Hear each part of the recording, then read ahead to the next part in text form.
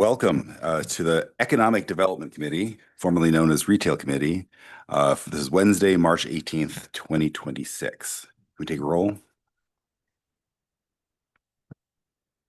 Chair Reckdahl? Here. Councilmember Liu? Here. Vice Mayor Stone? Here. For the record, 3 present. Okay. Next on the agenda is public comment. This is anything under the purview of the economic development, but not on the agenda today. Do we have any speaker cards? We do. We have one speaker.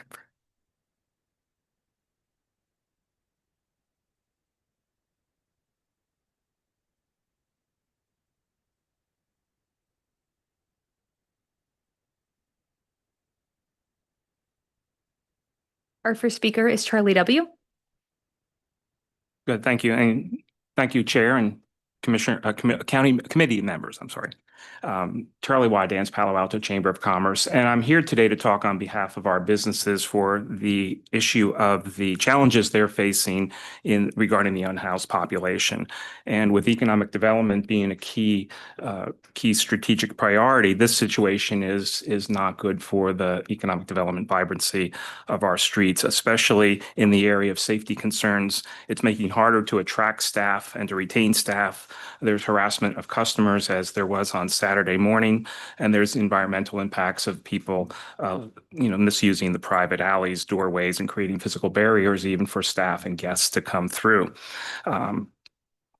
And I know you know that, and I know police are working on this and addressing this. So I just preface my remarks. But the reason I'm here is to say that the chamber would like to, and our board would like to create a task force with you, with staff, and with council to really work on measures and policies that can be effective, both to protect the economic health of the community as well as providing support for the unhoused. So really that's my ask, is to see if you can work with us and the business community to become partners in an effort to work with create a framework for a task force. And again, a goal of a thriving business community, but also understanding the compassion for the unhoused population. So that's it. It's really just a request to see how we can help and move a path forward.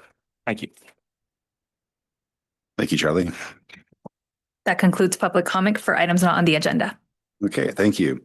Our first action item is entertainment zone ordinance. We have presenters Nancy Hockroth and Ruth Curious. Chair, may I make a couple of comments before we get started? Good afternoon, Chair and council members. Alex Andrade, Director of Economic Development Manager. All the agenda items tonight will require some form of action from the committee, specifically the first 2 agenda items, because they're time sensitive, and then there's an approval process thereafter. And then we would also like the committee to provide direction on the proposed business districts and business advocacy liaisons. And while important to economic development, recognize that that's an informal body of work, but we do have a hotel meeting with general managers next week. So if we can have that conversation, we would know who to invite. And then, of course, on the BRIA strategy, known as the Business Retention, Expansion, and Attraction Strategy, we would also like to have an opportunity to dive a little bit deeper into what that strategy means and how it can help economic vitality, create more revenue opportunities for us, and job creation. So with that, we're going to move into, and I guess I'll hand it back to you, Chair. Yeah. And the entertainment zone is part of that. Okay, so we'll move on to the presentation for the entertainment zone. Thank you.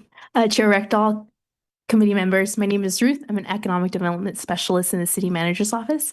Today, I'll be presenting the entertainment zone ordinance alongside Nancy Hockroth, supporting economic development efforts in a limited basis, formerly the economic director for the city of San Jose. Next slide, please. I'll be starting off with giving some context and some background to where this entertainment zone came. It came from a Senate Bill 969, came into effect January 1st, 2025, and it came after the pandemic to support businesses, bring vibrancy to the streets, and just create a geographic public area to activate. The goal of it, again, is to activate the street, bring more patrons, create a festive atmosphere, and just spur economic development. In this bill, there are requirements for local agencies, being the local ordinance. And in the local ordinance, we'd be defining the geographic boundaries, the operating hours. And another requirement of that is consulting with our law enforcement. And so, as noted in the staff report, we talked to our police department, and in the audience is our acting police chief. And so available for Q&A at the end. Next slide, please. Awesome. Implementation. The entertainment zone location that we're currently looking at is the car-free portion of California Avenue, which is between El Camino Real, Birch Street, on Cal Ave. And so this comes in as a phased approach, beginning with car-free Cal Ave. And this allows time for staff to do further assessment and evaluation for other possible areas. And so understanding that there is a lot of events coming to the region as the World Cup, as other Cal Ave activations that are coming on in the next couple months, we looked at this area. It's already closed off, and so decided to go with that for the beginning of it. And again, we can talk about it, just talking about it further, 6 to 12 months, and reevaluate on that. Next slide, please. And I'm going to go ahead and pass it along to Nancy. Thank you very, very much, Ruth, and Chair and council members. It's a real pleasure to be able to be here today. As we begin to look at some of the details involved in implementation of the proposed zone, I wanted to share a bit about outreach. The information that you see on this slide was coordinated by staff with the California Avenue merchants and the chamber. Charlie was also a participant and gave guidance. The information on the slide was created after multiple meetings and is all in accordance with the additional requirements in SB 969. As Ruth mentioned, Acting Chief was consulted and is here to answer questions. It's important to note that the zone also is operated or implemented through the city's special event permit process. That has the advantage of already being a very successful existing process within the city and can be adjusted minorly to make that work for the departments as well as for those who are applying for special event permits. One other thing to note is that, and this has been a point of confusion, so I'll call it out here, if the council approves the zone, we will operate under the hours we'll discuss in a moment, but the zone is not active at all times. The zone is triggered and activated with a special event permit. So there'll be a much smaller time frame that zone activities will be facilitated or allowed. And if you have more questions about that, we can certainly go over that process. The entertainment zone can operate during the hours of noon to 10 p.m. Monday through Saturday, and on Sundays from 10 a.m. to 10 p.m. Really essential to the workings of a zone is that all the merchants must adhere to their own specific ABC license. So the ABC license is paramount.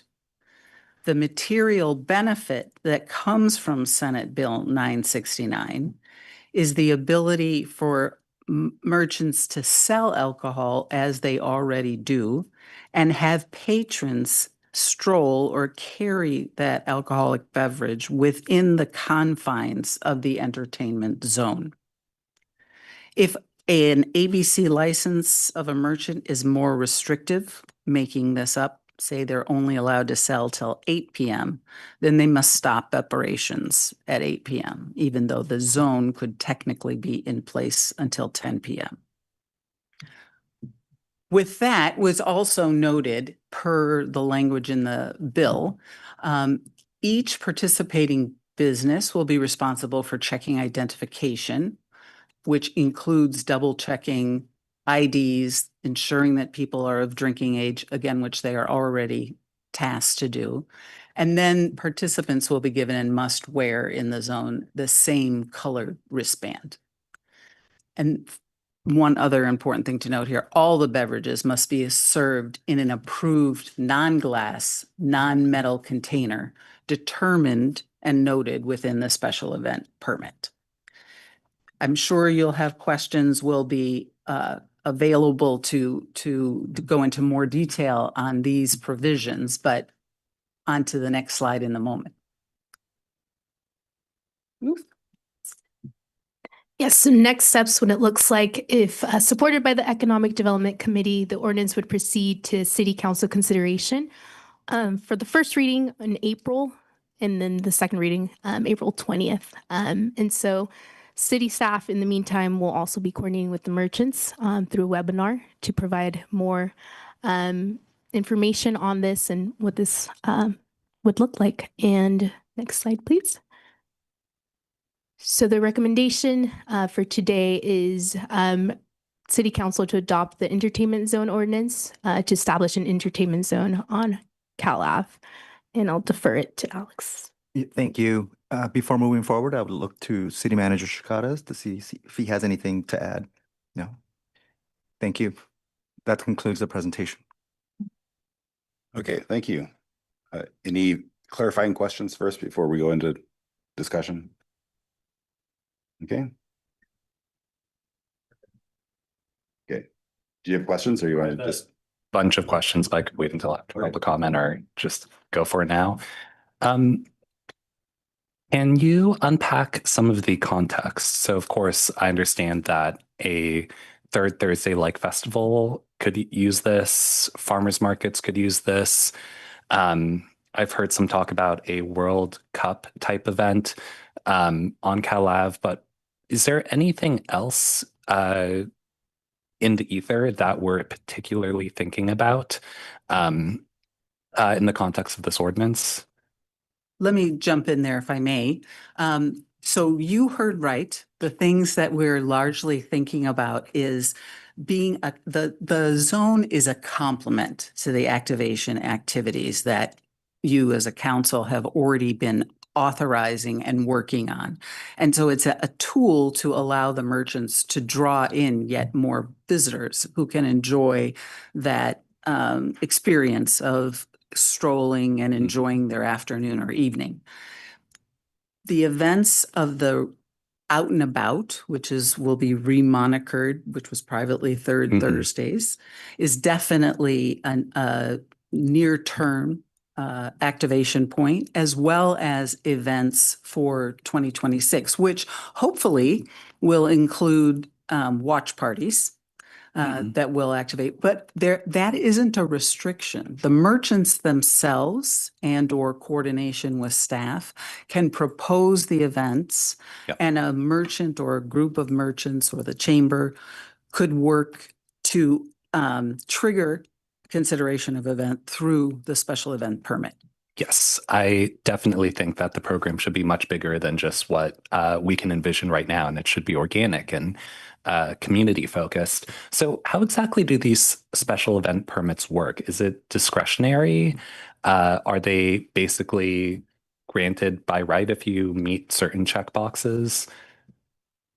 Yeah, I'll go ahead and start that, and then Acting Chief can chime in if he needs to add anything. But the special event permit is spearheaded by our police department, and it comes with several requirements, providing layout plans, safety, insurance, the description of the event, letters of notices letting know of the surrounding areas that this event is coming in, completed noise exemption permit application. So this application in whole is reviewed by a team within the city.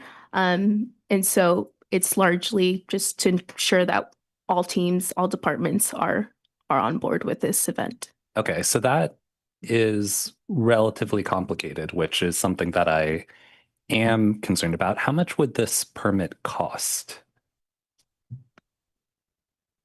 So it varies by attendees. So for less than 200 attendees, it's 230 and the list goes on. But yeah. Okay. Actually, that's not as bad as I thought. So that's just our standard special event permit. We aren't charging people extra in any sense for reviewing or I guess the layout plans, safety plans, insurance, those are all part of the normal process. We're not imposing any additional process because they want open containers at the event, right? Okay. And so how much staff time really goes into reviewing each of these events? I understand that it is a team, but is it mostly just sort of checking the box, or are there sort of deeper efforts, inspections, discussions, non-trivial costs that might be like more than the subtext is that I imagine for a $230 permit that there's not actually a lot that happens behind the scenes. You just sort of look at it, acknowledge it, and it's fine.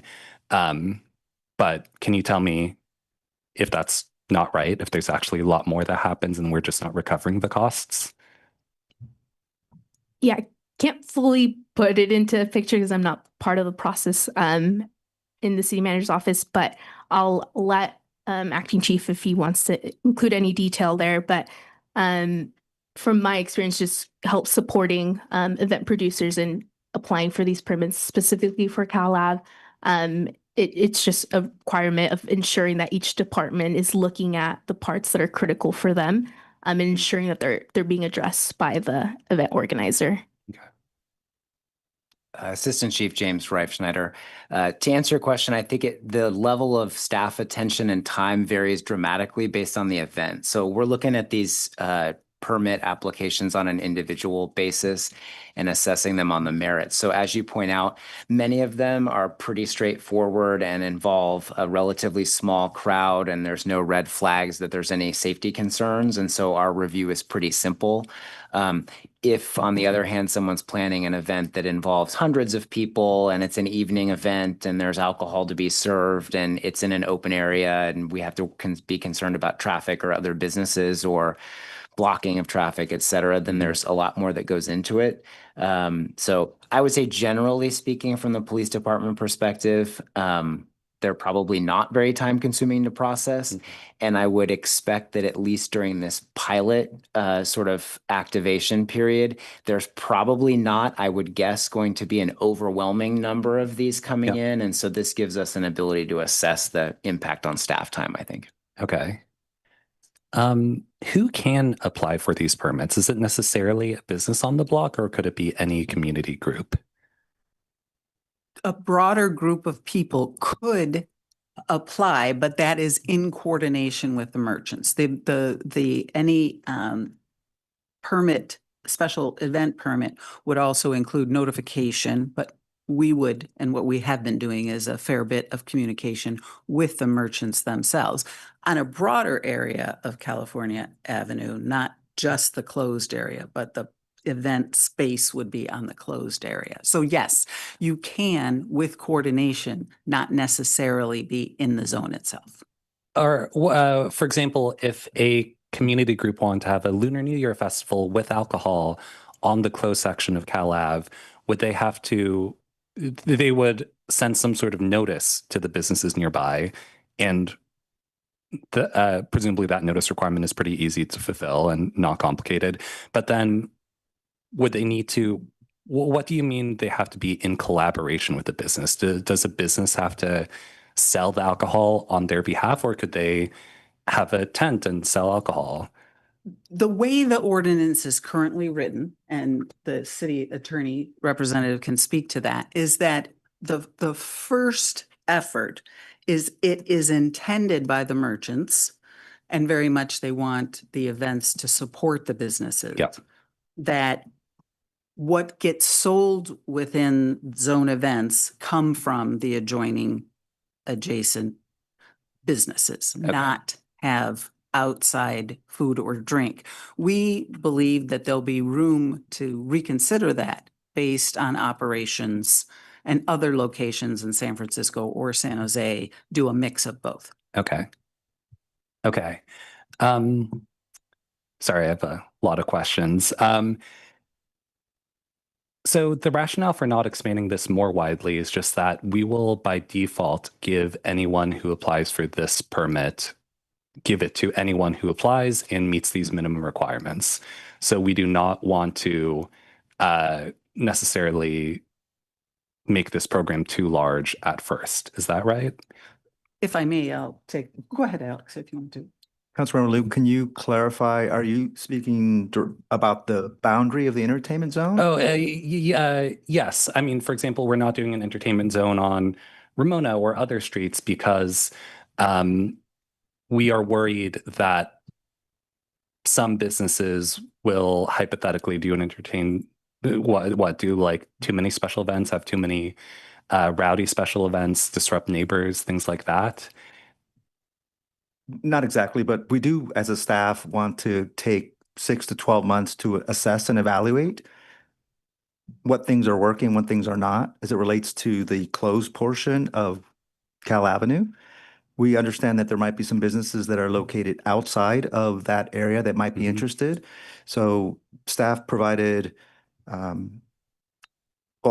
recommendation that we proceed with that closed portion for public health and safety, as opposed to people perhaps walking from a business outside of that boundary with an open container across the street. We thought it would be best for an evaluation. Yeah, if I could add to the staff response, I think really to your point, Councilmember, that yes, this is a good starting point that staff is suggesting. You know, as has been outlined somewhat in the oral presentation, but also in the staff report, there are these operational requirements of similar containers, wristbands, and the like, such that we'd like to get some experience in how this would work. And Cal Ave Car-free street is a perfect place to do that. And I asked this question very poorly originally, but are these permits basically by right? So if I apply and I meet the minimum requirements, I will have the ability to use the entertainment zone? Or will we say, oh, this business you've had 10 special events already this month. We're going to say you do not get an 11th. Or yeah, what's the plan there? Can we? I'd say we plan to really haven't had either scenario play itself out. Yes, Our but I staff mean, has hypothetically. been very, I think it's fair to say, responsive in trying to support special events. So it really depends on the event itself. So for example, if we were having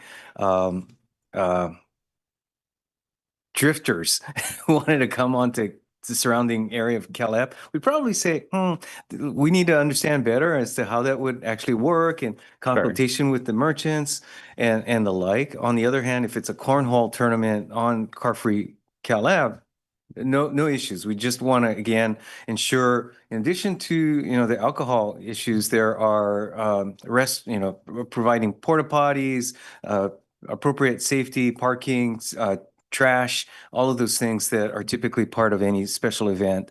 And those would all be done through the review process. So it's really not by right, but again, with the expectation that the city intent is to be supportive of special events. Okay. I mean, if it's highly discretionary and we have influence and opinions on how events are run and what kind of events are approved for the entertainment zone, I don't actually see a reason why not to expand it more broadly.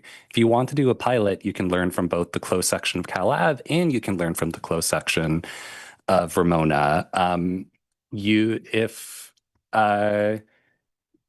you need special cups and wristbands, well, those fit in the trunk of a car and you can move them back and forth if you want to help merchants with that. If there are Pride events on Ramona and they might want to sell alcohol, I think that's fine.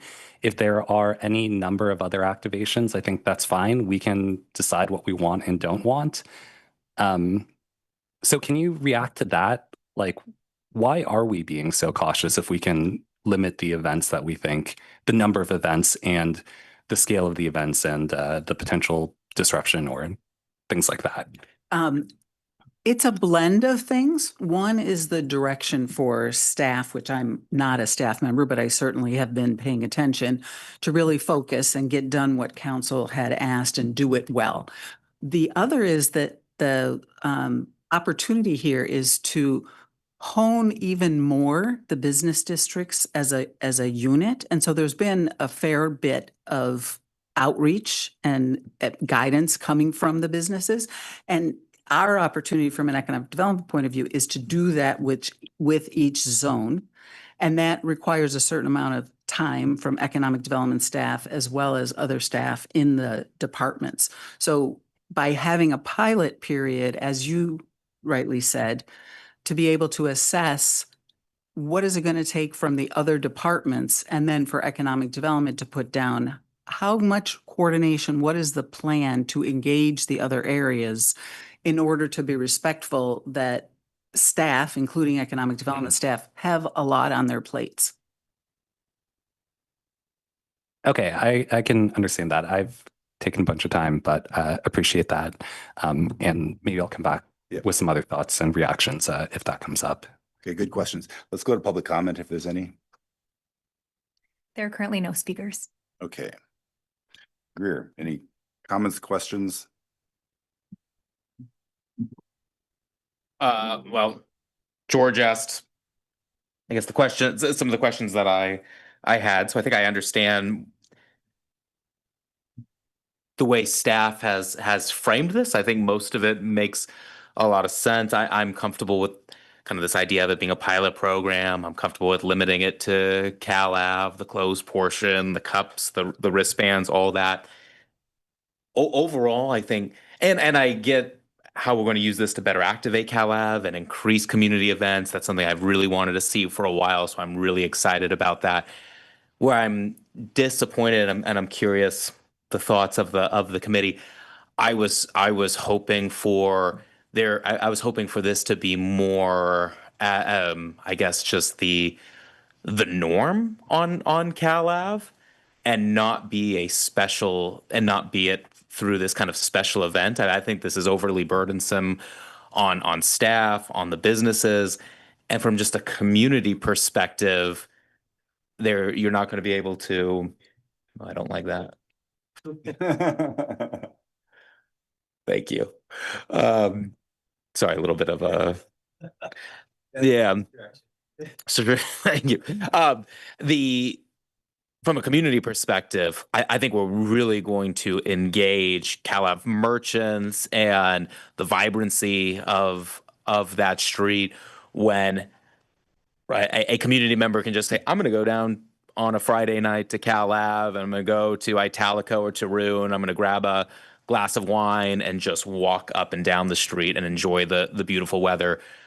But if it is the way it is proposed here, where it's a special permit, it'll be happening on very just ad hoc basis for special events only, there is not going to be that additional activation of the street. So I think that was my hope when we were originally talking about entertainment zone, and it seems like there's an opportunity for it to get there one day, but I also don't know why we couldn't just do that. I understand the need for special events if La Bodeguita Del Medio wanted to do a special event and bring out cornhole and have 100 people there, then I get the need for the special event permit, so PD is aware of that. But if it's just people showing up and grabbing a mojito and walking down the street, I think there's some real excitement to CalAV being that, and I think that then creates a greater magnet around the bay, where we don't have that many well-activated entertainment zones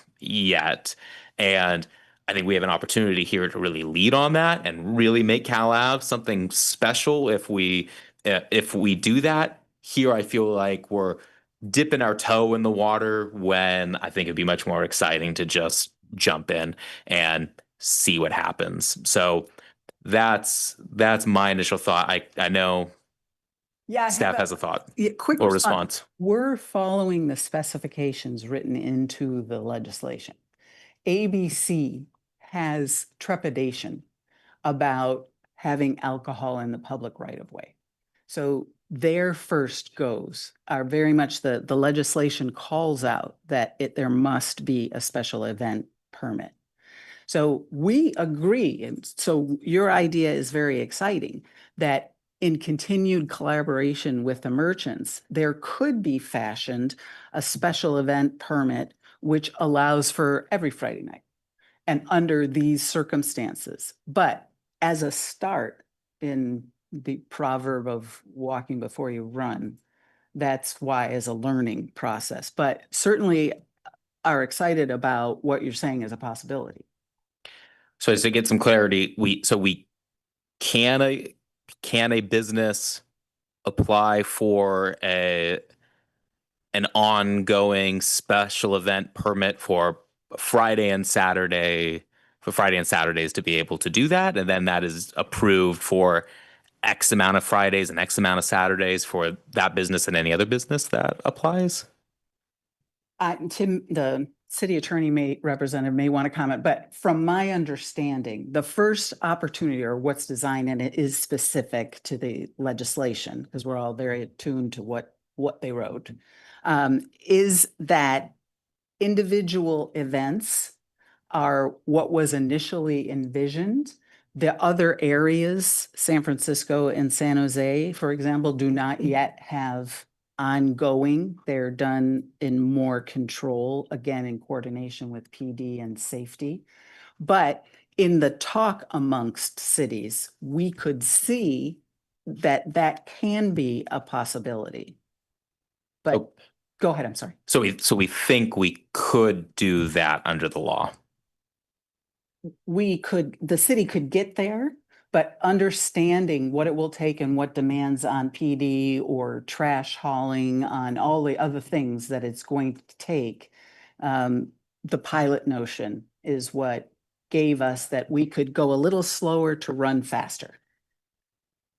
I understand that might be good policy, but under state law, are we able to just say, are we able to do essentially what I outlined as far as you can apply for a permit on Fridays and for Friday and Saturday nights, and Italico can serve wine and people can walk around on Friday and Saturday nights for a year? Yeah, if I may, Tim Shimizu from the attorney's office. So yes, so what you're talking about is possible under the law.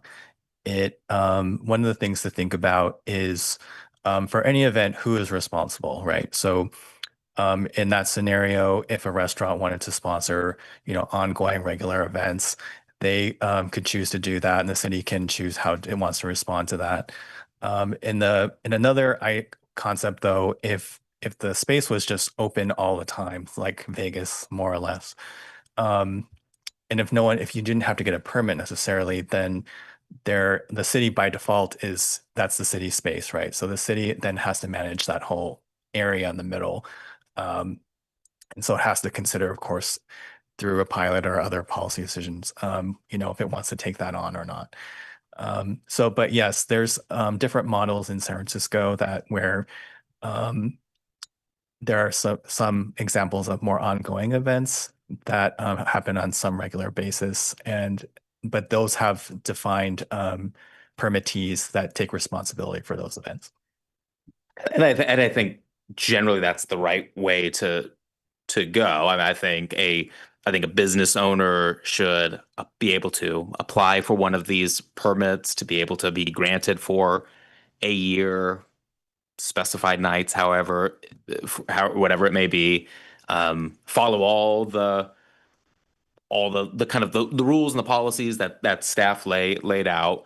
And then I think nice thing there too, if the business owner is found to be violating these policies in any way, it can be revoked. But overall, I think that's a much better way to be able to activate the street more kind of permanently and bring some more vibrancy, especially on select nights. I'm not recommending this to be every night. Maybe we start it out Saturdays only or Friday nights only, however we think. But I think that's, to me, that's much more exciting. And I think if we do this, I think I don't see except for some real specific events like the World Cup events and things, I don't see us really engaging California Avenue in a much more in any more kind of a dramatic way it is now. I think if it is more of a permanent type of entertainment zone, I think a lot of people would be excited and come out and would be newsworthy in a good way.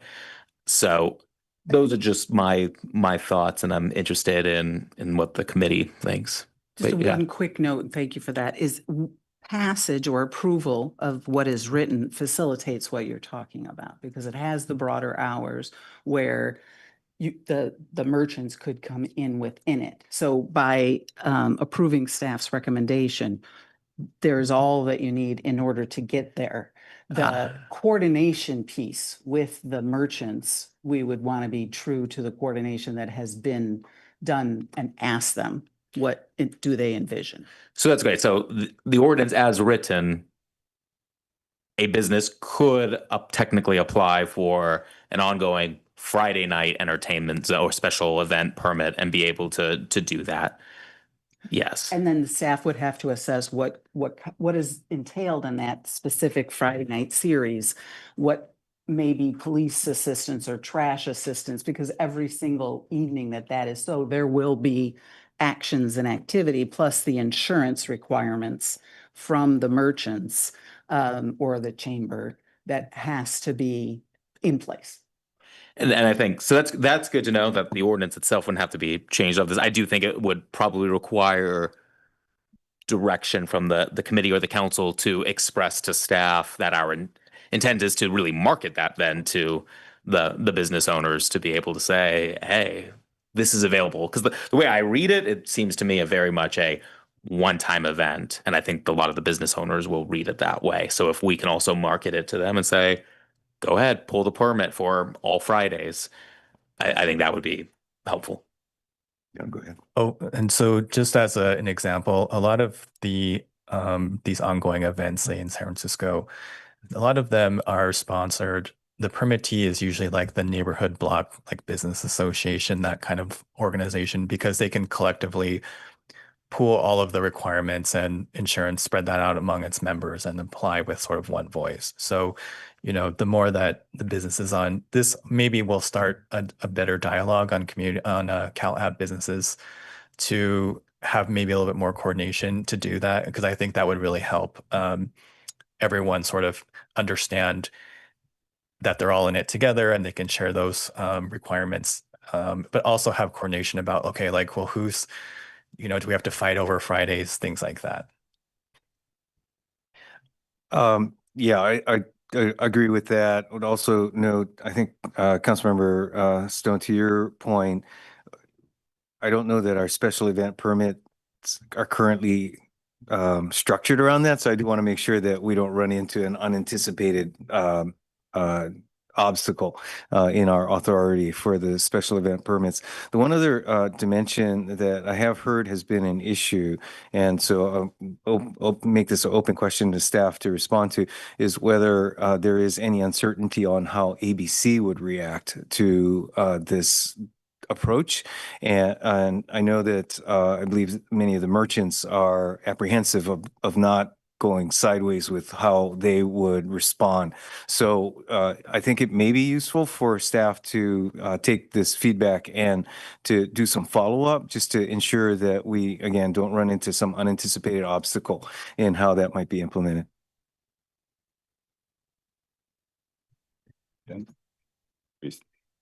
I just guess one follow-up. So if the direction of the committee was consistent with what I've been describing, are you saying, does anything need, if it's not incorporated already into the special event permitting, would staff be able to then? Well, yeah, we'd flag it if there was any obstacle that we need additional council authorization to do. But I'm not aware of any specific thing.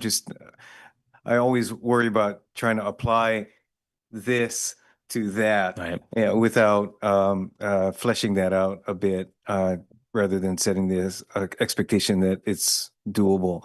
And to a certain extent, the same is true in talking both to the restaurateurs as well as to the ABC on any red flags from their perspective. And I think part of this, because I agree with the point on bringing in the Cal Ave merchants for sure. I think whatever our discussion is in item 4 around council liaisons, maybe that person can kind of lead it there, because I do think that would be really helpful. And ultimately, whatever our motion might be tonight, if it is to embrace an expanded view of this, I guess it could probably include then a kind of a conditional motion that if the special event permit does not already allow that, to kind of direct staff to do it. I know it ultimately needs council concurrence with that, but okay, thanks. Okay. Yeah, thank you for that. That was actually my same response when I saw the packet. It was like, this is all it is. And I understand we want to go slow, and it's better to go too slow than too fast and get in trouble. But I really would like to see it grow over time. I have some questions. Like in the packet, it talks about organizers must submit detailed safety plans, provide clear signage, implement identification measures, and so forth. How much work does someone have to do to organize this? And I'll defer in a second to the assistant chief, but it's meant to be doable.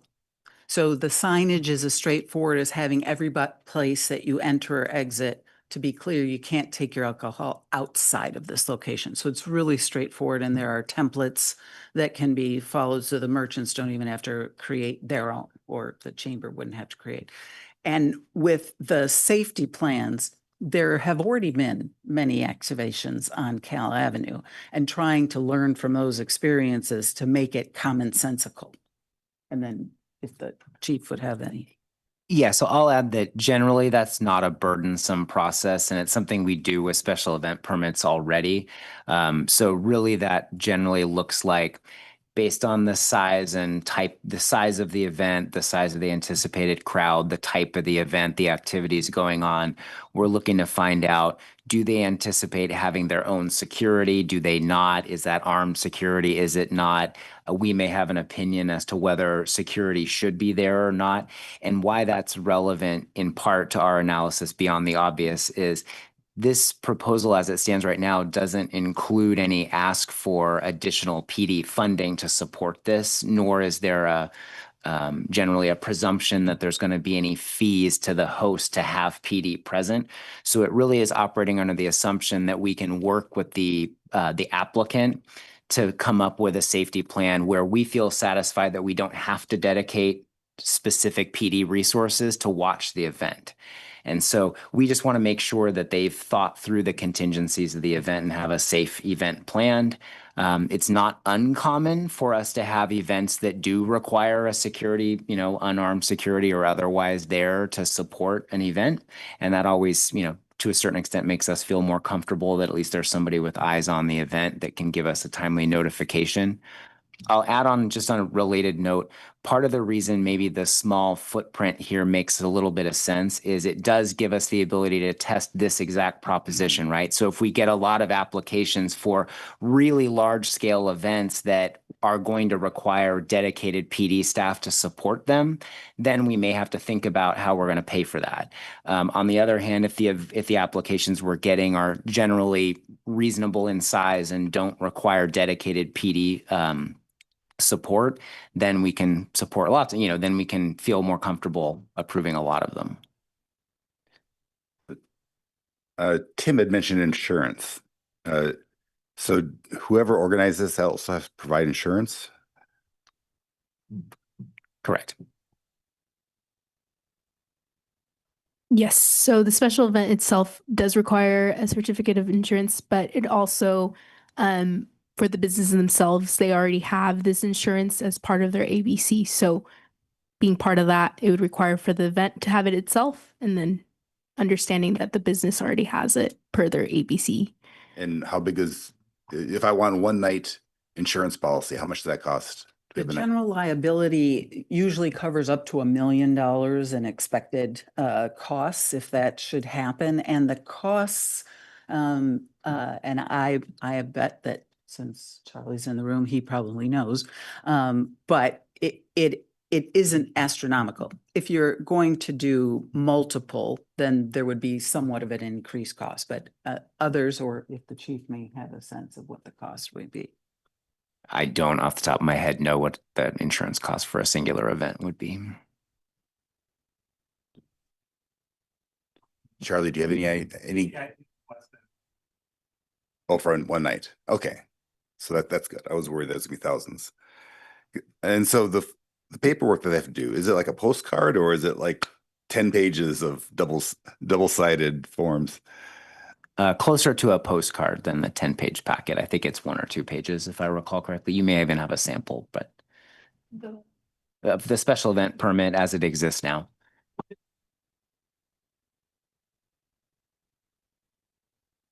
Yeah. Okay, that's good. Because once you get up the learning curve, I suspect the first time through, it may take time, but what I really want is once you go up the learning curve, that you can do it quickly and not make this onerous. The staff packet also talks about participating businesses. So if someone organizes one, does it apply to all the businesses, or does each business say, no, I don't want to participate? What does that mean? The legislation says that once a business or a group is going to have an event, notice must go to all the businesses in the zone, and the business can elect to participate or not. So if they were not participating, they wouldn't, their ABC license, and they haven't sent the notification to ABC that they are in fact participating in this year, they could opt not to, but the rest of the businesses could. Okay, and why would they not want to participate? Is there downside? I doubt that would occur, but there's an option. Okay. And now the alcohol that's sold in the stores can be taken out and only consumed in public areas. In the zone that specified itself. And they can't take it, for example, go to another parklet and drink it there. They cannot. Okay. Okay. So in San Jose and San Francisco, what kind of frequency? How often do they have these special events? In San Jose, which I know the most about, they're not, most of them are not ongoing, but that is certainly an interesting idea that's exciting that there is discussion about. There is a lot going on between now and the end of the year, March Madness, gymnastics, other events in addition to FIFA. So there are a lot of events that are being coordinated. So that's pretty much what they're focusing on. The ongoing piece, maybe the week of FIFA, San Pedro Square, just to be specific, may work because there could be an ongoing sense of watching multiple events in the bars and perhaps community watching on San Pedro itself. Okay.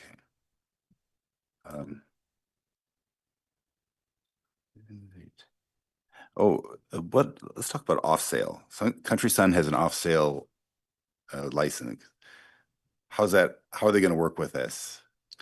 So the way they would operate per their ABC license is that someone could purchase and leave. What the Senate Bill 969, little dyslexic there, sorry, that would allow you to have that drink and open it in the specified zone area, but only that area. And then actually, only so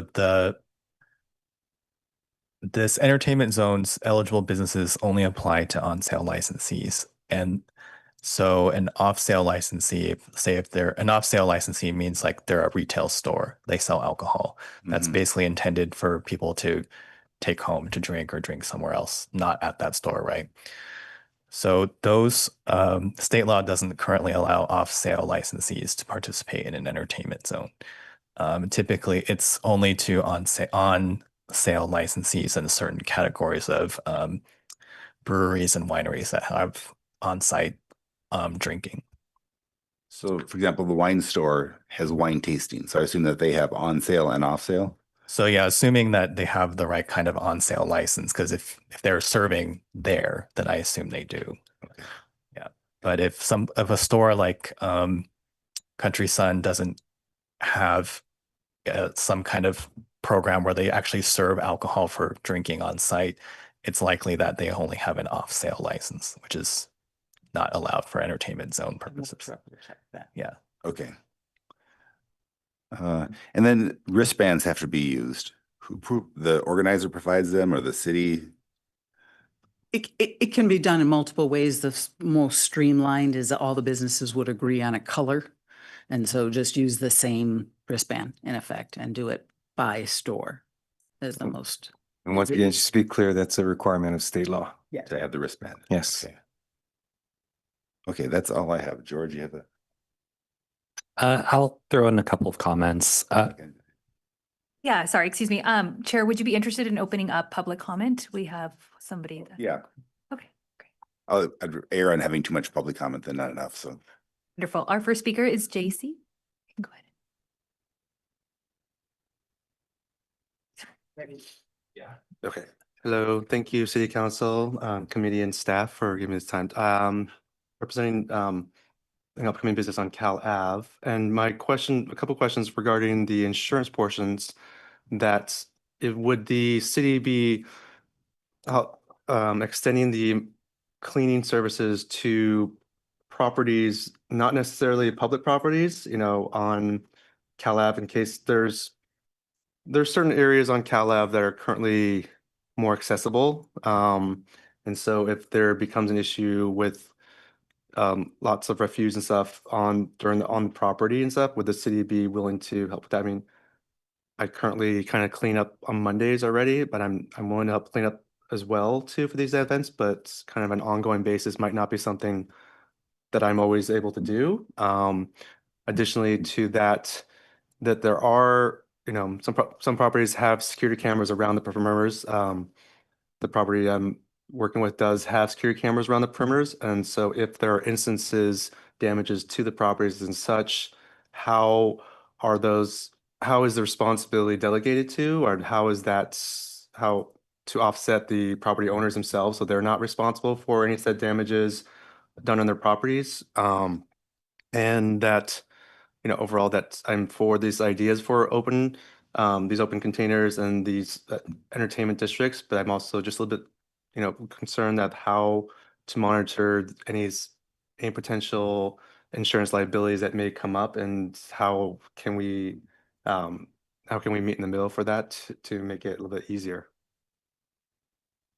Yeah, thank you. Good issues. I'm sure we're going to work through it. Staff is concerned about the same things. George, do you have more questions or comments? Maybe before I get to my comments, I'm curious if there's any reaction to the public comment. I presume some element of responsibility for cleaning up the street would fall upon the applicant of the special event permit. Is that right? I think it's a good flag of the kinds of issues that would need to be addressed in both issuing a permit as well as continuing to issue subsequent permits should problems arise. These are the kinds of things we try to anticipate in advance, but ultimately, as was noted, there's some level of activity that may be a burden to neighbors. Right. In general, I think I fully agree with Greer's position and encouragement that there can be more flexible or recurring special events. I think we have some kind of infrastructure for this in the city. Like I'm pretty sure or I remember talking to the organizers formerly of Third Thursday and how they had some kind of recurring temporary use permit or some sort of recurring special event permit. I think we can go more aggressive and trust staff and go with the concepts that Greer was talking about, but also include Ramona. I think we have a pretty natural way to rate limit if events go out of control. If we aren't ready to do any events on Ramona for 6 months, we can just tell the Ramona business community that, hey, it's in the ordinance, but we'll start doing events on Ramona in 3 months or 4 months after we do a couple on Cal Ave. I think this is really, the 10th priority, maybe the 20th priority for this committee. I think if we just include Ramona, give staff the ability to test things out on Cal Ave, maybe do a couple tests on Ramona, maybe expand things, maybe report back to us. I think that's fine. I don't think we necessarily need the acting chief to come back to us in another meeting to talk about the 4 events or the 5 events that happen in the next 6 months or the next 12 months on Cal Ave, because I'm not really sure how much data that would actually give us. I think we can just include Ramona in this ordinance, give staff the ability to rate limit events, and come back to us when we need to make a clear decision about the scale of events or the type of events that we actually want to limit. So just for the sake of efficiency, I agree with Greer's and ambition. I agree with Greer's point. I think we should also include Ramona.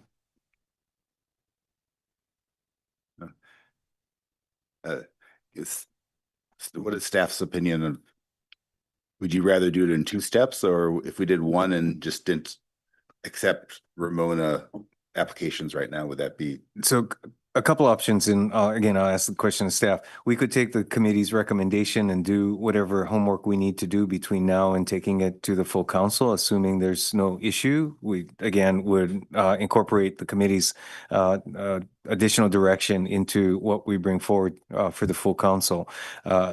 Unless you believe additional work is necessary. I guess one scenario is we get into it, we realize, oh, it's not as easy as we thought it was going to be. We need to bring it back to the committee for further direction. I think what you're proposing would allow us to do either.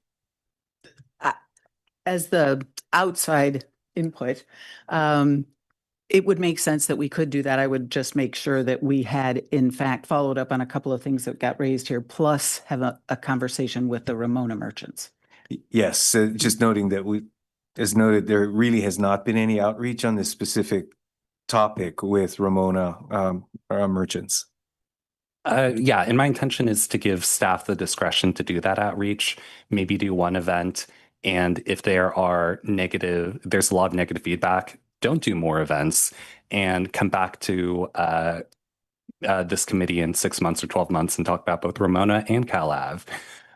Or just otherwise give you the flexibility to run with what you need to do to have a good pilot. We understand your discretion to not have wild events that are outside of control. We understand your communication sensitivity to the merchants. I just want to streamline things a little bit for you and have a more informative pilot and give you some more flexibility to come back when you need to, rather than in necessarily like mandatory 2 or 3 extra steps. If I may, from an economic development perspective, we always like to work at the speed of business. So I really appreciate the being proactive and the flexibility.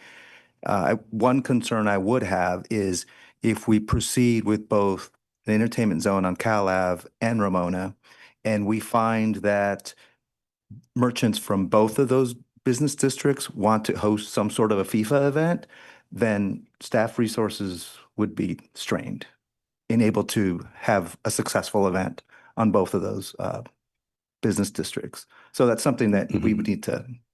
But we could just deny one of those events if we'd want to, right? We have the discretion. We could say, sorry, there are too many special event permits happening that week, so we have to deny yours. That's what I gathered, that we can rate limit things ourselves, and so we won't get overwhelmed. Yeah, I would trust staff's discretion on stuff like this. One thing that staff certainly needs to do, and it's been discussed already, is the engagement with the Ramona Street merchants. I've talked to a couple that I believe would be very interested, but we'd have to figure out the scale of events and things of that nature. For the Yes. entertainment zone. Yes, and I think we'll give you this flexibility, but I think it's definitely good and expected to do some more outreach before we actually approve one of those. Or at least that's the direction that I would prefer to go for efficiency's sake. So what makes your life easier? Doing it in two small steps or one big one? And I mean, the advantage of doing one big one is that you don't have to change the ordinance, but this would be I think a pretty simple ordinance update. So what's your thoughts? Well, personally, I'd say yes, go give us a motion that reflects everything you just described. And again, I think as staff, if we discover some obstacle between tonight and when we're ready to bring it back or bring it to the full council, we may want to bring it back to you for additional guidance. But otherwise, that gives us the ability to proceed through council if everything lines up. Just a reminder that this is moving quickly, because if we were successful in receiving 3 unanimous votes from you tonight, we would move to a consent calendar item on April 6th, followed by April. Oh, I don't know about that, April 6th. Well, that's what, that was the plan that was Well, initially. again, I think we have some, based on the feedback, we have some work we need to do before we're prepared to take it for the full council approval. Yeah, I think that's right. I will remind everyone that we are under a current open container resolution that expires or sunsets rather May 31st. So the schedule that we've been working under is to make sure that there wasn't a gap in time where we had the entertainment zone ready to go after or for events that are happening after May 31st. Well, so to that point, and again, I think everything the committee has discussed could be described as go with what we've got and expand its applicability to ongoing activation, as well as, again, with Ramona being included as a part of the rollout. So I think those are the two questions that, well, the Ramona piece, I think we need to answer before it goes to the full council. The expanded applicability piece potentially is one that we could address after it's already been codified and again as a successor to the open container ordinance. Okay. Do you have questions? Are you ready for a motion? So Chair, would you be interested in reopening public comment again? We have one more. Oh, yeah, we'll reopen it. So our first speaker is Elizabeth. So, my name is Elizabeth Wong. Sorry. My name is Elizabeth Wong.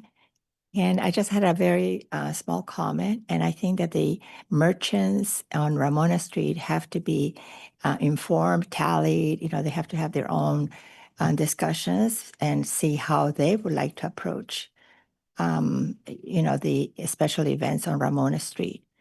Yeah. Okay. Okay, thank you. Yes, staff will be reaching out to Ramona merchants. Okay. Do you have questions or do you? I'll move the staff recommendation, understanding that entertainment zones apply to ongoing events and including Ramona, the closed pedestrianized portion of Ramona in the ordinance. And also you said ongoing events too? Yes. Okay.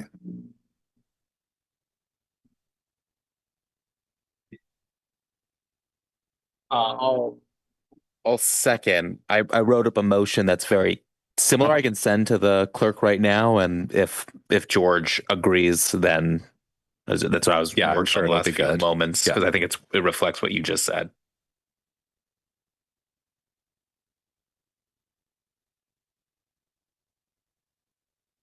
All right, Nicole, I just sent it to you.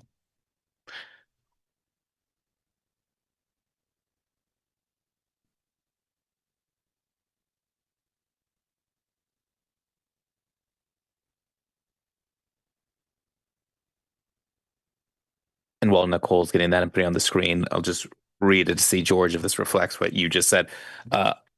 Move staff motion, direct staff to implement the following changes. One, allow for ongoing activation of entertainment zone by allowing for ongoing permits from business owners or merchants. And two, provide staff with flexibility to expand the entertainment zone to the closed portion of Ramona Street after outreach of Ramona Street merchants.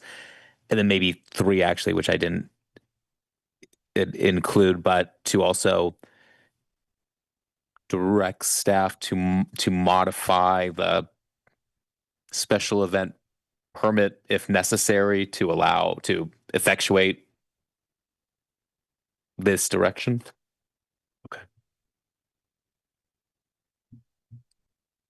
May I clarify something? There seemed to be interest in perhaps on California Avenue to go beyond the car-free portion for the boundary of the entertainment zone? Is that it? No? I don't have a strong opinion. I recall that there were some ABC issues with crossing the street or some complexity there, right?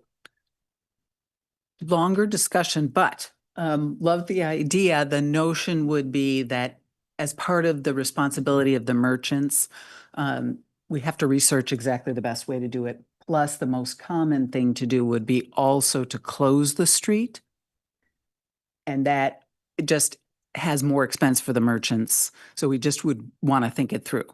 Again, nothing in the ordinance that we have would preclude the ability to do that. The ordinance does specify the locations, doesn't it? So if we wanted to expand it, we'd have to update the ordinance to expand it. Okay. And staff, the legislation itself has 2 report out dates per year. Per the legislation to the body. Oh, okay.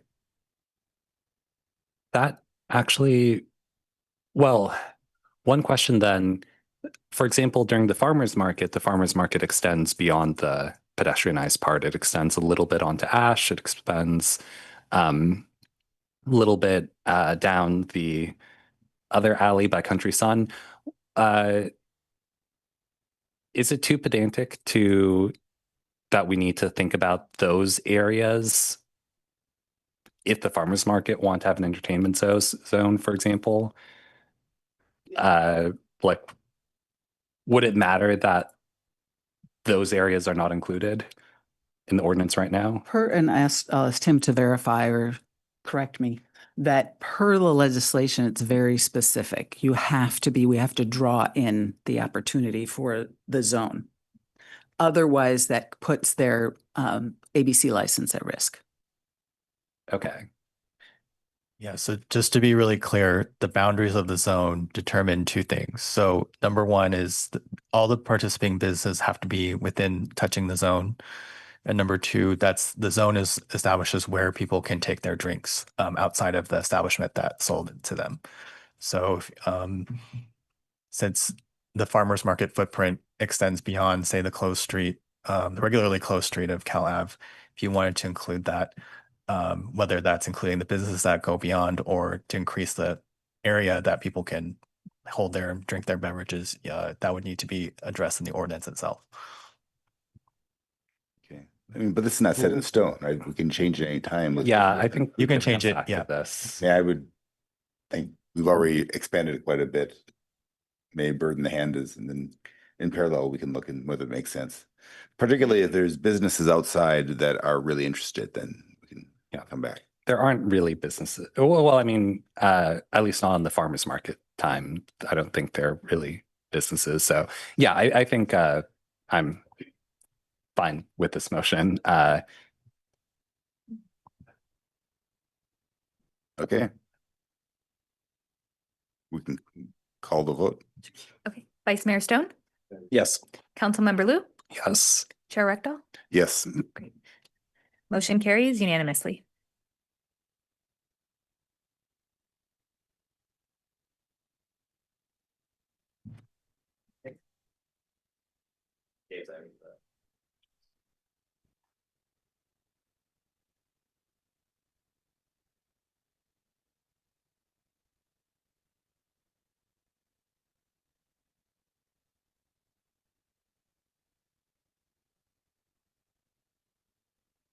Okay, next up is update on car-free California Avenue.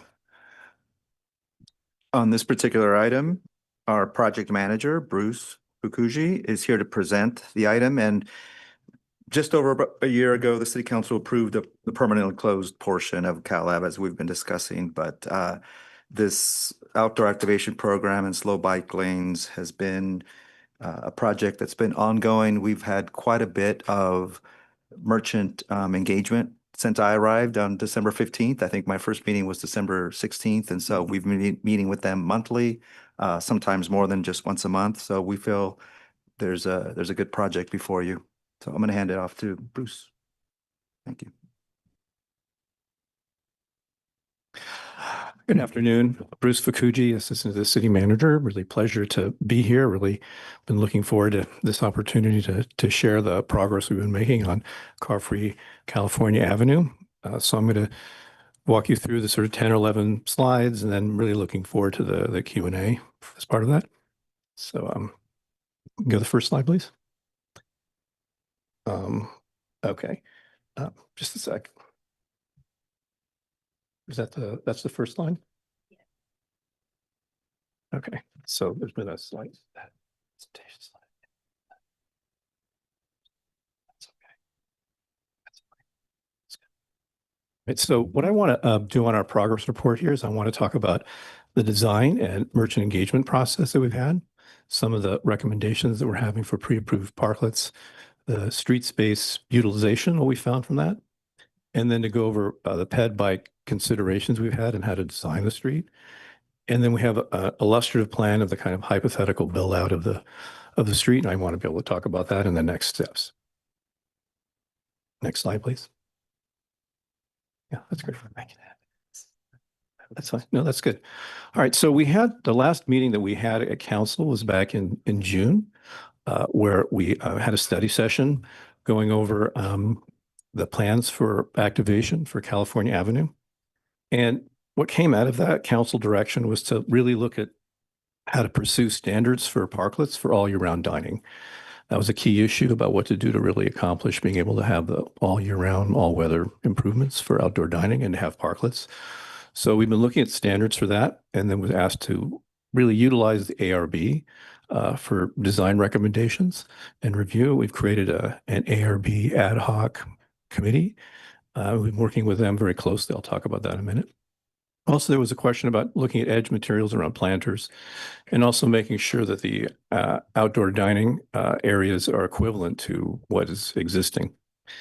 And often in these conversations about Cal Avenue comes up these issues about bikes. So there's been a lot of direction around slow two-way bike lanes. And I just wanted to kind of cover that way back in 2023, there was a request when doing the design of the street and looking at the street alternatives to create a two-way slow bike lane down the center of the car-free area of the street. And then again, we had a study session in February of 2025. It was look at bike speeds, what to do about conflicts with pedestrians, looking at parallel routes like Cambridge. And then again, when we met in June of last year, was really look at Cambridge as an alternative and what other alternatives you can do for signage and measures to reduce speed. So that was sort of the overall council direction that came most recently, not going all the way back, but that's the most recent direction. Next slide, please. Yeah, so we created an ARB ad hoc committee, and that's Martin Joe Jarth and Musam ad hoc. And we've been meeting really twice a month from September all the way until now. We're still been meeting. And then in that process of working with them, we've also been working with the merchants, meeting with them on a regular basis to advance the design standards for parklets and what to do for outdoor activation. And I just think it's important that the purpose of sort of the outdoor activation focus is really how to support local businesses by permitting kind of commercial use of the public right-of-way. That's both sidewalks and the roadway for dining, retail, entertainment, and then doing that in a way that really ensures that it's safe, accessible, it's equitable, and well-designed. So that's kind of really the overall purpose of what we're doing with the outdoor activation. And I think that what we've been doing with the ARB is it took a little bit of time because we had to really look at what kinds of design requirements were to be needed, We looked at precedents from parklets throughout the Bay Area. We looked at all the different constraints and issues with the design of Cal Avenue. Cal Avenue is a highly designed environment. And really for every business, it's really a unique frontage in terms of sidewalk and roadway. And then we looked at design for parklets, what would be really recommended, what can be done to be both transparent and open, and at the same time address sort of year-round weather. So the sort of contradictory things, how do we do that? And then we went through a process of looking at how to design pre-approved parklet plans that could be used by the merchants. So in each of those cases, we talked with their A or B ad hoc, and then we went to the merchants and presented kind of our findings and what we were discussing and got feedback on that. And so in doing that, that's what's taken the time really from September to now to really being able to create a more complete package that would be acceptable locally and at the same time really meet the kind of vision for what's intended for Cal Avenue. Next slide. Yeah, so just to kind of highlight, I think that what I'm really excited about is I think there's some really great breakthroughs that we've had over this last few months to really expand the potential success for what can happen on Cal Avenue. The first one is really creating a range of investment options that's been really advocated for by merchants. And some of the things we're hearing is that once council takes an action to actually adopt an activation program and encroachment permits to allow parklets on Cal Avenue, there's a real interest in wanting to be able to do that and do that in a way that supports customer experience and enhances the activation of the street. So we're very excited about this kind of multiple investment options. That's number one. Two is that we looked at how to permit parklets, like what should be the design requirements and standards for being able to do that.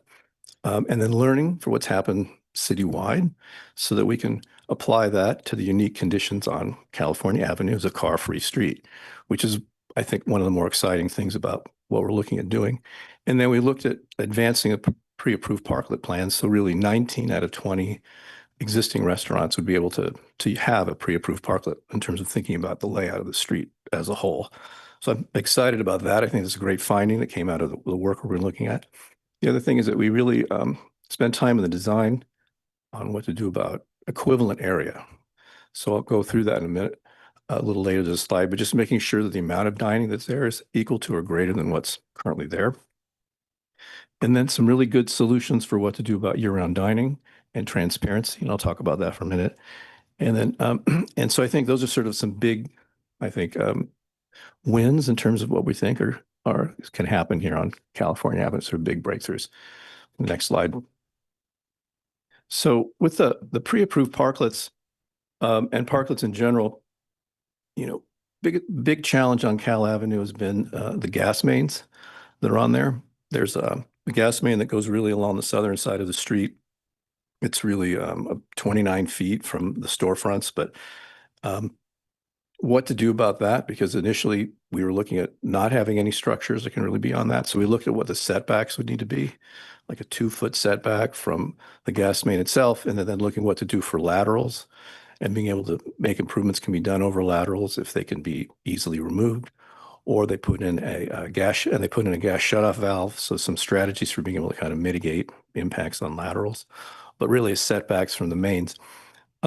So in looking at that, we had to look at how much space is really available for parklets. And in some places in the Cal Avenue, we have 22-foot wide sidewalks. You really have about 5 or 6 feet for parklets. So one of the things we've been looking at is how to have parklets that really are an extension of the sidewalk. So they have cantilevered roofs that can extend over the sidewalk to actually increase the amount of space that's part of what the environment is. So in looking at that, we said, why don't we look at what can be sort of pre-approved to support that? And we've been looking at kind of 2 types, like a pergola or a cabana. And a cabana is more like has a roof over it, has, beams and posts similar to kind of like Eichler's, but has overhangs and it's out of wood. So it's a little more residential looking, but more cabana-like, or pergolas, which are more modern looking, which are flat roofs, which have more streamlined structures. We're kind of looking at the 2, how they can work narrow or wide. And then looking at the different ways to treat weather, we've been looking at both kind of roll down shade that can come around the perimeter on the 3 sides to be able to do that, or in some cases where you can actually, if you prefer to use glass, they can go up from, the platform up about 6 feet so that then people can still see through it, but provide sort of wind protection. So we've been looking at what to do for sun, wind, cold, and light rain as sort of the basic kind of weather strategies. We can get into this more detail if we'd like. The next slide. Yeah. So one of the key things about the program is that because it's not it's a car-free street, so it'll be resurfaced at some point to remove all the traffic markings. So in looking at that, we had to come up with a way to establish the setbacks and permitted activation areas that are based on individual buildings and tenancy as opposed to parking spaces. And so that generated a sort of setback plan that we have throughout the street as a way to kind of establish where outdoor dining or activation would happen. So it's in front of the business on a primary basis, but still allowing through encroachments across your property to other encroachments in front of other businesses if you have a letter of consent from the tenant. So allowing both those things. So this drawing shows both sort of typical sort of the setbacks and permitted activation area. And what I think is important on the left is in the yellow line is where the gas main is. So the activation can come all the way out like 34 feet from the face of the buildings out in the center of the street. And then the drawing on the right is really an illustrative plan of what would it look like if you had a pre-approved parklet. So you have a combination of like the parklet seating and then cafe seating, which would be along the storefront and then on the sidewalk edge and then also in the roadway. So you can maximize the amount of space that's available for outdoor dining and then make sure there's ADA access that goes from the main entrance to sidewalk or roadway dining. Yeah, next. Yeah. So in going through all of that, we had to kind of very carefully map the entire street to be able to look at where all the setbacks are, to look at where all the properties are, all the emergency egress, and then how the outdoor dining lays out. And so we did some analysis. We looked at, in 2024, we had measured the areas for outdoor dining, not necessarily the seating, but in 2025, we went out and measured again, but in that case, we actually did measure the seating. And there was a reduction in the total amount of outdoor space. We think there's kind of two reasons. I mean, in 2024, there were really 20 businesses, and in 2025, there was 19. Local Kitchen had closed. So that was the only business that had sort of contracted. But by and large, I think that when the pandemic happened, in order to do social distancing, restaurants took as much space as they needed in order to be able to do that. I think that the market and their management and their seating and the demand that they were having kind of contracted the amount of outdoor dining they were needed to an area where it was more in balance with what their actual market needs are, depending on their preferences for how much space they want to use for dining. Some businesses like having more space per customer, and others want to get as many customers as possible in there. So there's some variations in that. So when we do the activation, comparing to like 2025, we're increasing the amount of space. And then if we do encroachments like had been done in 2025 with those businesses, then we can expand it even further. And then this is really looking at existing businesses. So, 2026, you have 20 active restaurants, 2026 activation encroachments. There's 2 others that are coming online, right? Croissant and then the cafe that's part of California Cafe that's part by Performance Gains. So seeing some expansion there, but this isn't looking at the total capacity of the whole street. There's up to 35,000 square feet of potential activation space. But if you look at the vacancies, California Hotel and 414, 2 sites, which could have additional dining, that could be another 4,700 square feet or so. So it's definitely trending the right way. I just wanted to make it clear that's kind of the case on that. Okay, the next slide. All right, so I'm just going to pivot a bit from dining to bikes. I just think it'd be helpful. One of we met with the PED bike, the city's pedestrian bicycle advocacy, advisory committee was very helpful to meet with them, kind of ran them through what we were doing. We've had done research with NACTA, which is the National Association of City Transportation Officials, to see how do you do environments that share bicycles and pedestrians. We looked at a lot of Canadian examples where they close streets, just like Cal Avenue for events during the summer. They have outdoor dining and they have bikes and pedestrians. And how does that mix? And what are the issues? And what do we learn from all that? And then we worked with Fair and Peers on that. And where we kind of came to is the width of the kind of area, the access way down the street really needs to be the right width. And so we came up with 22 feet, and that's like basically 14 feet for bicycles with two 10-foot bicycle lanes and 2-foot buffers, and then really 8 feet for pedestrians. But the California emergency vehicle access for fire trucks and things like that's 20 feet. But then if you have any mid or high rise development needs to be 26 feet. So this sort of works with that. It sort of works with that. It allows for even more space than the 20 feet. Not as much as 26 because we wanted to balance it with maximizing outdoor dining. Anyway, the key finding on that is you need to have a dedicated bike lanes that are on the street, and that then you focus on pedestrian safety around the crossing of that. And that then you design the environment as a whole using universal design features so that if you're disabled, mobility impaired, visually impaired, you know where the bike lanes are.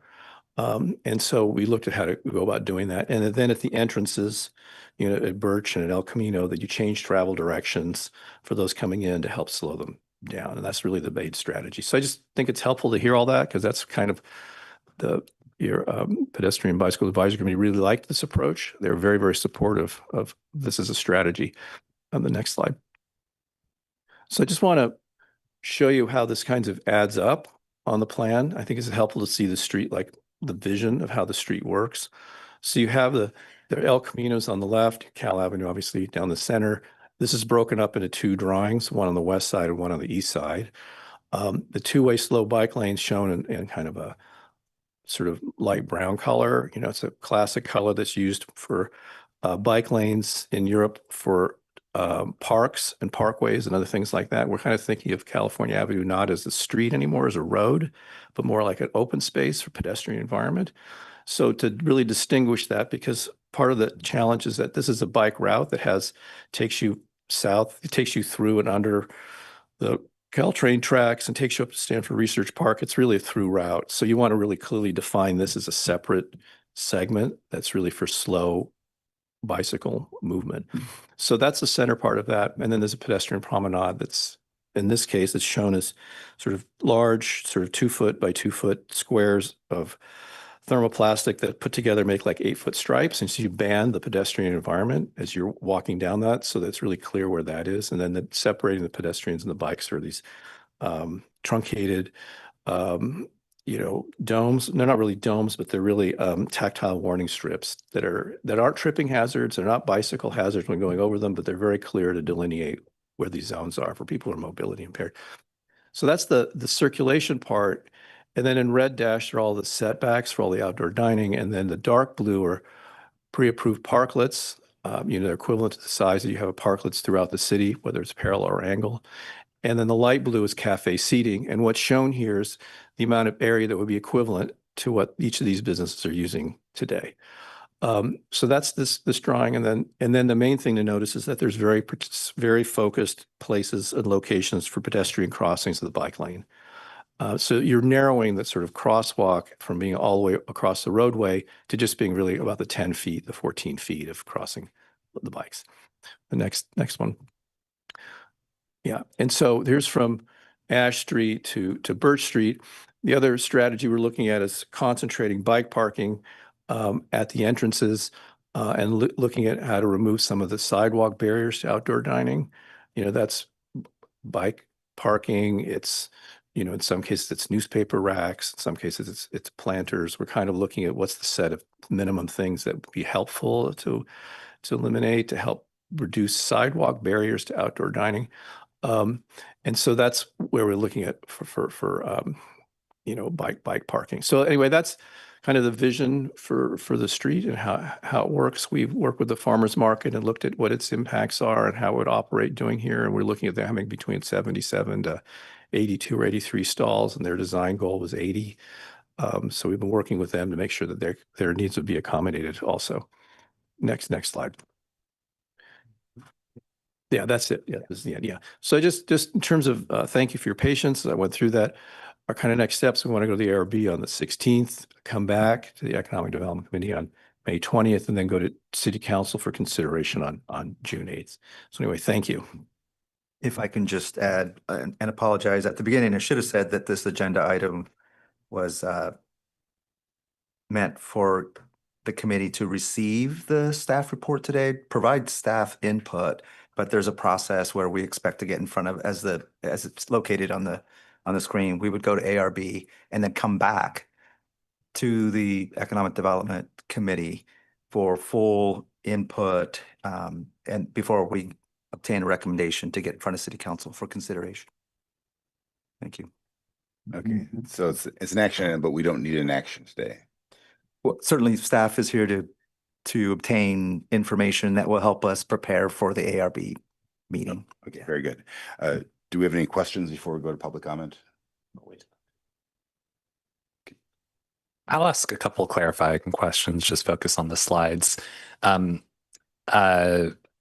Thank you so much for this presentation, but just to keep a few limited comments, on slide 7, for example, on that parklet, I can see what there's one seating area and then there's the other seating area further on out onto the street with the umbrellas. Is that space in between just meant to reflect not having things on directly on top of the gas main? Yeah, in the roadway, yes. So no structures on the gas main, but you can have cafe seating and dining. So what's shown here is, planters that are between the bike lanes and the dining area, and then it provides the width necessary for ADA access between the parklet and seating that would be on the roadway. Oh, okay. So the parklet seating that's on the roadway is spaced out because of ADA purposes, but could actually be above the gas main. Yeah, no, I mean the edge of the parklet, maybe I don't know if we have a cursor or something, but the parklet's almost about approximately 6 feet from the curb. The curb is where the sidewalk is the light colored area with the squares, and then the roadway is the dark gray area. So the parklet extends into the roadway area about 6 feet. Yeah. And that's level with the sidewalk. Okay, and then ramping down on either side of it, you come down to the roadway level, and then on the roadway level, there would be cafe seating. So you'd have chairs, tables, and umbrellas and planters. I see. And that's how you can occupy that part of the roadway, even though you're on above a gas main. Okay, I see. That totally makes sense to me now why that design is the way it is. It's on a different level, which is why they're necessarily separate. Okay, thank you. On another slide, or on the slide about the total square footage available before and after, can you remind me exactly how encroachments are designed? That would be are defined. That would be on slide 8. Yeah. Just want to make sure I'm looking at the right slide. No, yeah. I mean, the way we're looking at encroachments, they're really where your outdoor dining extends beyond the frontage of your establishment. So if, let's say you're maybe your business is 22 feet wide, but you're actually 40 feet, I see. and so it's that extra area that's beyond your frontage that would require like a letter of consent from the tenant and building owners in order for you to continue to occupy that space as part of your annual encroachment permit. Okay. Yeah. Okay, got it. So, right, the 2026 activation would just be purely based on restaurant space, and then 2026 with encroachment would be restaurant space plus adjacent retail space, if hypothetically. Okay, got it. Exactly. And then on another slide 5, there's the note that parklets are capped at 350 square feet each, max per business. Can you? It's max 2 per business. Yeah. Oh, okay. Somehow 2 per business. Yeah, I see. somehow I should need to have said 2 on that. Sorry. Okay. Okay, so then I can see, for example, in the illustrative plan, Zareen's, for example, would have significantly less space, right? Or how would I interpret that? Yeah, yeah. So Zareen's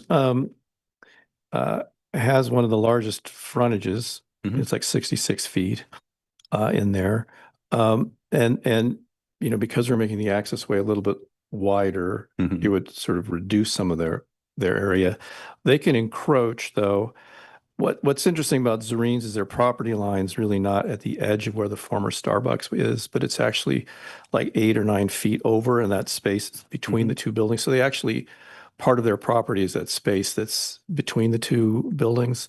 Right. So they would be able to use that space too, which they're not fully currently using, out on the street frontage. So I was looking at that, like there's another area that they can expand to. Okay. But when they don't have as much encroachment opportunity, like as some other businesses, because of that, and because of you know, the Square Pizza guys are on the other side now. Yeah, so they're a little limited, but they can have some area that they can encroach in that's not being currently used for dining. Okay, so Zareen's could basically have 700 feet of parklets plus TBD cafe seating in all of the other non-parklet areas and encroachment areas within that setback. Yeah, I mean, I think that the challenge for Zareen's is, and we're actually excited because we came up with a great solution for what to do about their level thing, but they can have really, it's like one 350 square foot parklet and then a second one, which would be less than 350 square feet. And that's for a couple of reasons. There's a storm drain that we're requiring separations from. You have to set back. You can't do anything over the storm drain. Okay, and then there is some gas laterals, but that's not the issue. It's that separation between the two parklets. And we've now looked at having that be 6 feet. So it's pretty narrow between the two of them. And so they get, I mean, they might not get 700 square feet total, but it'll be probably less than that. So that's kind of where that lands. They would probably have two parklets, yeah. Okay, I'm just imagining the hypothetical here and just using Zareen as a case study because it is so prominent. And so right now, for example, Zareen's literally, I don't think has a parklet. I think they have cafe style seating and umbrellas and things like that. And so they could continue to choose not to have a parklet, for example, and continue just to do their current setup under these guidelines. Yeah, no, well, what I think is a good recommendation, I think it's supported, is to eliminate tents. Right. And what they have currently right now is they have a tent structure. Right. Okay. Which is over the gas line. Right. Yeah. The tent comes and goes, I seem to recall, but cafe style seating and the umbrellas are usually there. Okay. Yeah. Okay, thank you. Those were really useful clarifications for me, and I appreciate that. Of course. Okay. Do we have any public comment? Yes, our first speaker is Michael on Zoom, followed by Elizabeth W.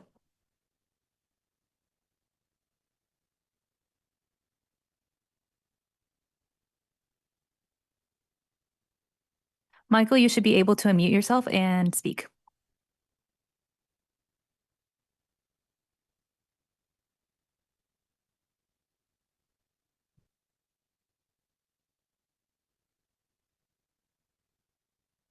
Michael, you should be able to unmute yourself now.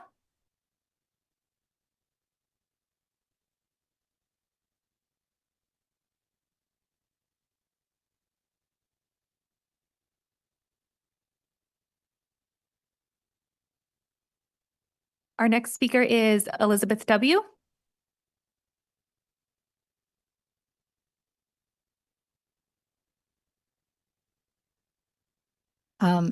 Thank you. My name is Elizabeth Wong, and I want to make a comment on the parklets on California Avenue. I want to commend, you know, all the work and especially getting the approval of neighbors for encroaching on the space in front of their store. So this is presently not happening on Ramona Avenue. And I am suing the city as well as Coupa Cafe for putting tables and chairs in front of my building. So I think that the fact that Bruce mentioned that, they are seeking the approval of the adjacent neighbors in order to encroach on their property is absolutely required. And I'm asking council and everybody who's listening to support me in eliminating the table and chairs that Coupa Cafe occupies in front of my building. Thank you.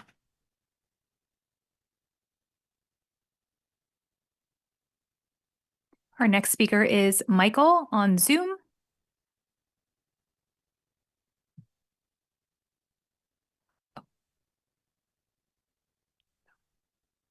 Michael, you should go ahead and unmute yourself. Hi there, Michael Ekwall from La Bodeguita over on California Avenue. Are you able to hear me now? Yes, we can hear you, Michael. Super. Apologies for the technical difficulties here. Just getting ready to host an event, so I'm kind of jumping in and out here. Anyhow, number one, I just wanted to say thanks. I mean, I appreciate the hard work that Bruce has put into the project here, and obviously, as probably several of the attendees are aware, we've been advocates for reopening the street. I realized the ship has sailed on that issue. Although it seems like the ship's taking on a little water right now in terms of the city budget and whether we're making things happen here on California Avenue in a timely manner. So, obviously, we're not doing that as a city. I mean, I think that, I've talked with city manager about this, going back a couple of years now, where we just have a real lack of urgency and execution in terms of, some real basics, wayfinding, for example, the orange, construction signs, I'd call them, that are on El Camino to this day,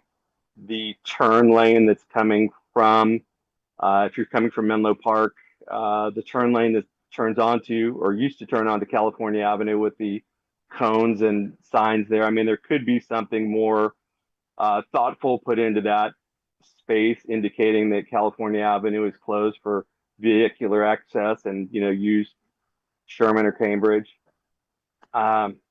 So I think that there are some things that could be done in the short term.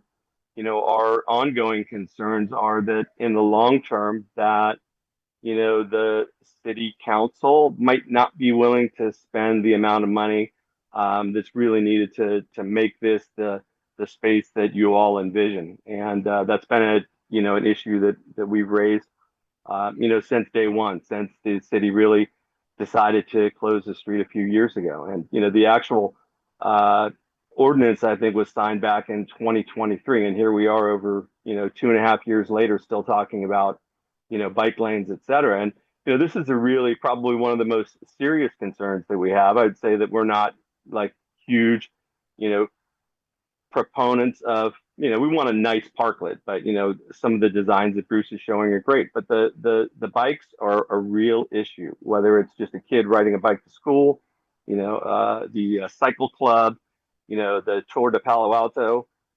Nobody walks their bike. And if you walk up and down the street, there are 4 or 5 signs that say, please walk your bike. And, that's a very, very serious issue. And I know with the e-bikes, it's even worse. But that would be something that, we want to think about. Sorry, Michael, your time is up. Thank you. Well, thank you very much and have a great evening.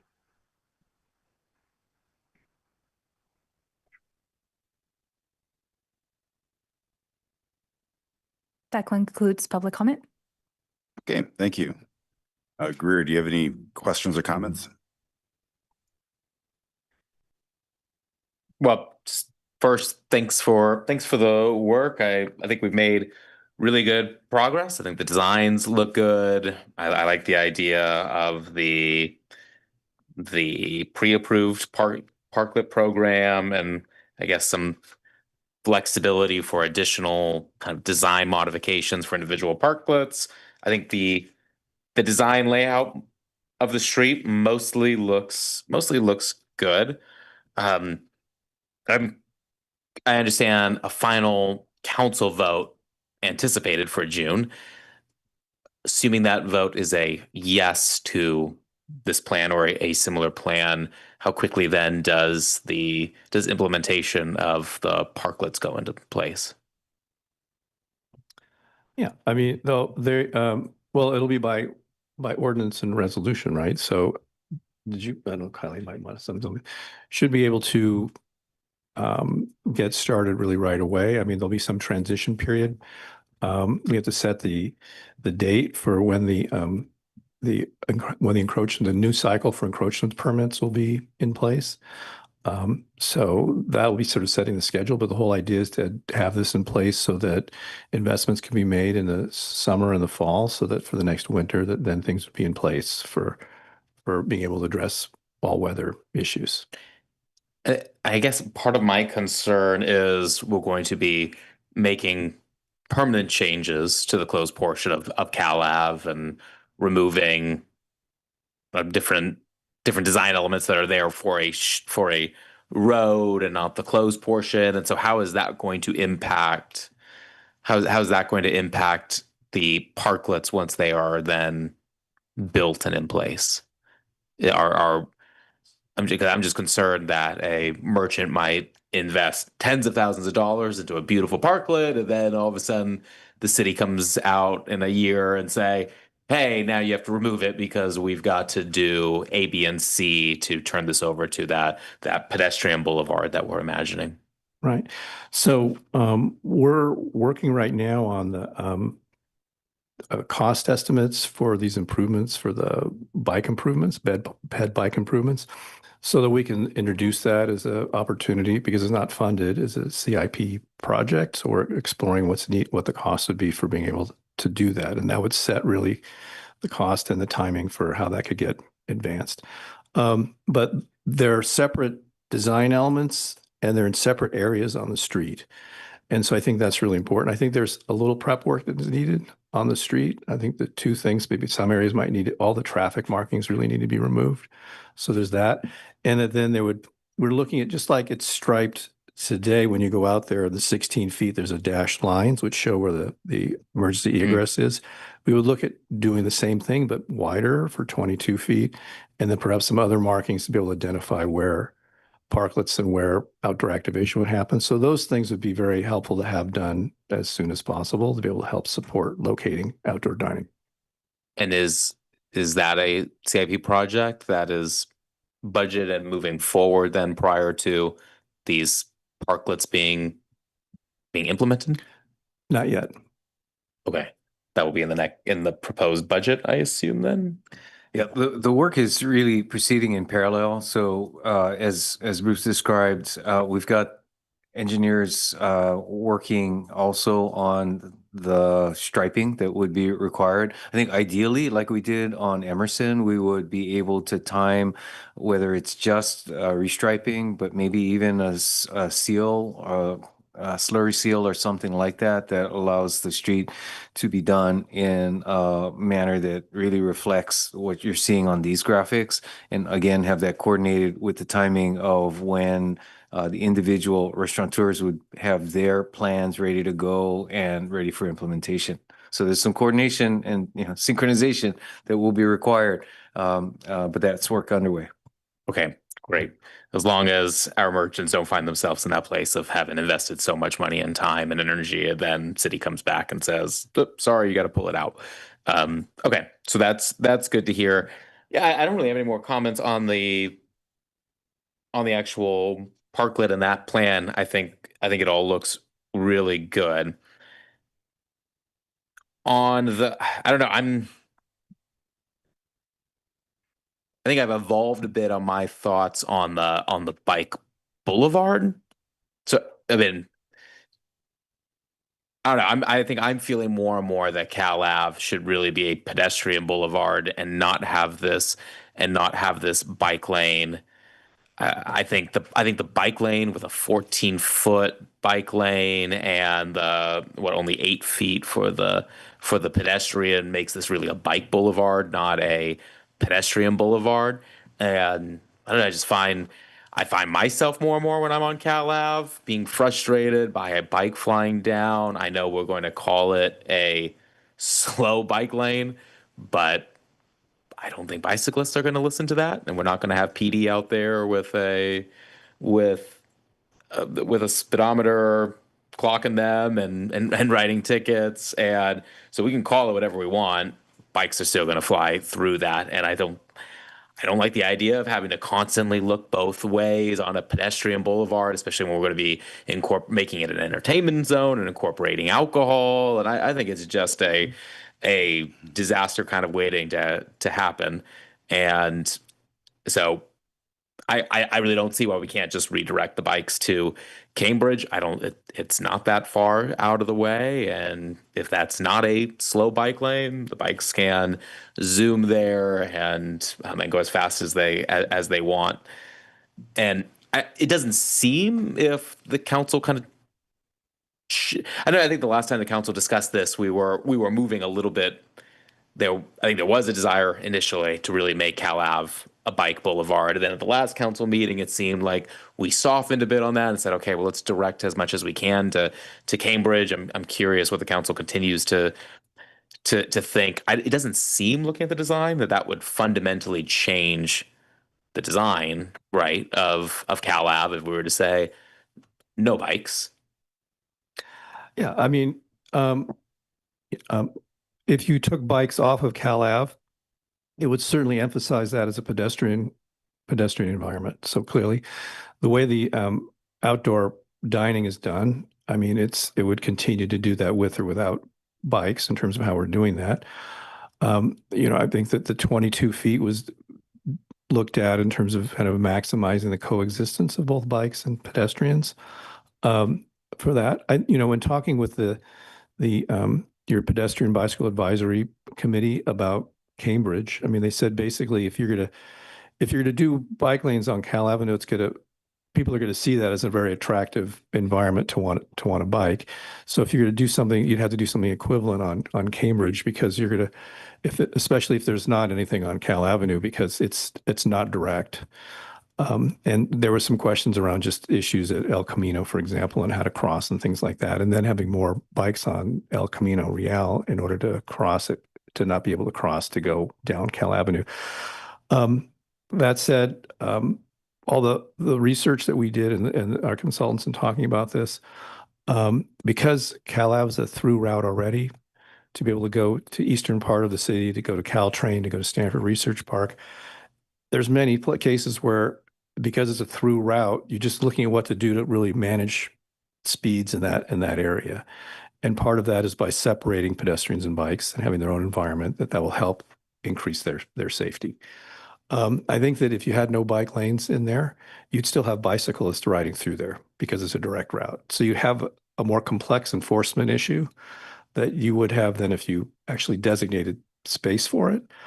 That said, and I don't mean to be too long on this, but the Canadian experiments and studies on this was that what happens when you have a shared street where bikes can go through, or they choose to go through, and it's closed, that it's mostly the bicyclists who are maneuvering around pedestrians. Like, there was very few actual incidents that took place. They were mostly as a result of teenagers who were really like a little reckless in how they were doing that. So there weren't so many pedestrians, but I think the questions people, how safe do people feel if there's not a designated area? When you have a designated area, it feels safer for people who are pedestrians to know I'm in this area and they're in that area. So I think that the real issue is how to mitigate speed. And I think that's really the challenge around how to do that. Our consultants came up with a couple of other ideas about what to do. I didn't want to go too deep into how to do that because I just want to stay up a higher level on that. They talked about, like, you could do a bike roundabout, like at the intersection of Ash. That might be a way to really slow bikes down.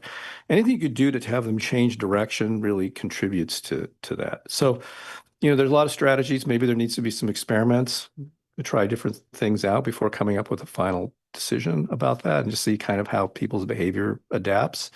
But I just wanted to highlight a few points on that. No, I appreciate it, and I appreciate the complexity of it, and we can do any type of design we want, and ultimately people are going to use it the way that they want to use it, and enforcement is always going to be challenging. But I do think, especially with the proliferation of e-bikes and kind of it seems the state's sort of unwillingness to really provide the type of enforcement and clarity around the law that is necessary there. I'm worried that this just becomes a little a bike freeway, and I think we need to be more consistent on what do we really want Cal Ave to be.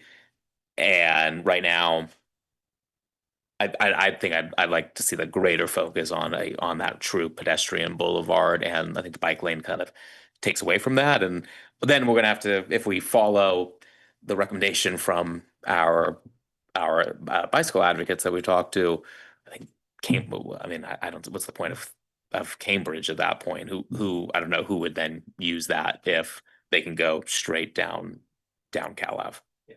So those are my thoughts. Okay, thank you. George, any more? Yeah, I have a handful. First of all, thank you. This is great. Really appreciative of you and the members of ARB who huddled a lot. And it's a lot, it's very thoughtful and really appreciated. I'm curious, what is the major feedback from merchants so far? I know when this gets to full council, there will be a lot more feedback. So I'm just trying to anticipate what else should we expect, or what other concerns were flagged? Well, I think that at a high level, definitely a range of investment options and having a council action to be able to enable parklets to be built on the street. Absolutely. You know, I think there's an interest in pre-approved parklets as a way to streamline the process. And they were definitely wanting to see options for all year dining with a minimal, you know, they understand the gas main issue, but minimizing what can be done around that. Right. I think that one of the statements that's been made is like, if they're paying for the use of the space, they want to have the best possible customer experience. Yeah. So that they really are wanting to look at what the needs are around that. And, you know, some businesses, like if they're full inside and they have people waiting and it's outside and it's like 6 or so in the evening and the weather starts to tip a bit, then they can lose people. So they're kind of like these marginal times and weather conditions. It's like what to really do about that. So I think there's been some concerns about that. But I think that they're really wanting council leadership to say go for it, and then they want to really make some improvements there. So I think that there's really an opportunity for some really attractive things to happen. Okay. That I would say that the other part is just the concern also about speeding bikes. Okay. Yeah. I'm trying to recall last time, was there some concern or discussion about electricity and or gas heating and that aspect of parklets, or are we going to have any rules there about like gas heaters versus electric heaters versus whether electric heaters could even be suitably placed on these parklets? Yeah. I think there's, you know, some different tensions around that. There's the investment to date in gas heaters, so wanting to kind of just continue doing that. And then you have city policy that's really wanting to steer things towards electricity for reducing greenhouse gases and sustainability. So you have kind of this policy tension versus existing investment. For the pre-approved parklets, we're looking at requiring they have to provide, you know, electrical service. Okay. Okay. And so that will allow for lighting and radiant heating. You know, so we're looking at that. But in permitting a range of investment options, if they want to use existing gas propane heaters, as long as they're meeting the permit requirements for doing that, they can go ahead and do it. One comment our ARB had is when they're not in use, they kind of clutter up the street. And so to look at really, if you're not using it, don't have it on the street. Like how to keep the street as open as an environment as possible. That's kind of where we've landed on. Okay. On that. Right. I know that discussion could go a lot of ways, and I appreciate where we've landed. I don't think I have too strong of the feelings there. Besides removing tents, how much impact is there to existing outdoor dining setups? Right now, we don't really have parklets, so it's pretty easy for people to continue doing what they're doing. Is that right? Yeah, I mean, I think the intent is that the tents would be replaced by parklets. Yes. And so the areas would be not 400 square feet, but 350 max distributed. But the remainder of those areas are really cafe seating. Yep. On the sidewalk and the roadway. So they will be able to use what they have. They can use the furniture they have for being able to do that. Now, the ARB got a little deep on some of the ways that the current existing conditions are, with some about how to do some limitations on that. For example, no pop-up tents, unless you're having an event. You can't have a pop-up tent as your permanent way of dealing with your dining. No use of like residential fencing as a way to define the enclosure of your dining area. So we've kind of gone through and kind of looked at, we specifically went through the street as it is today and said, long-term, what would be more appropriate for how to make it an attractive, transparent, open car-free street. Okay. So it's basically, my last point is, it's really, don't shop at Home Depot for what you're looking for. I mean, I like Home Depot, but, and this is not to knock Home Depot, but I think the idea is no more residential things for commercial applications and actually get commercial grade investment in the street. Okay. Okay. And I guess one point there I just want to make explicit is that we are probably not going to get comment from Paul Alto Sol or Callie saying like, we spent thousands of dollars on furniture that we can no longer use, or we spent thousands of dollars on little barriers that we can no longer use. It sounds like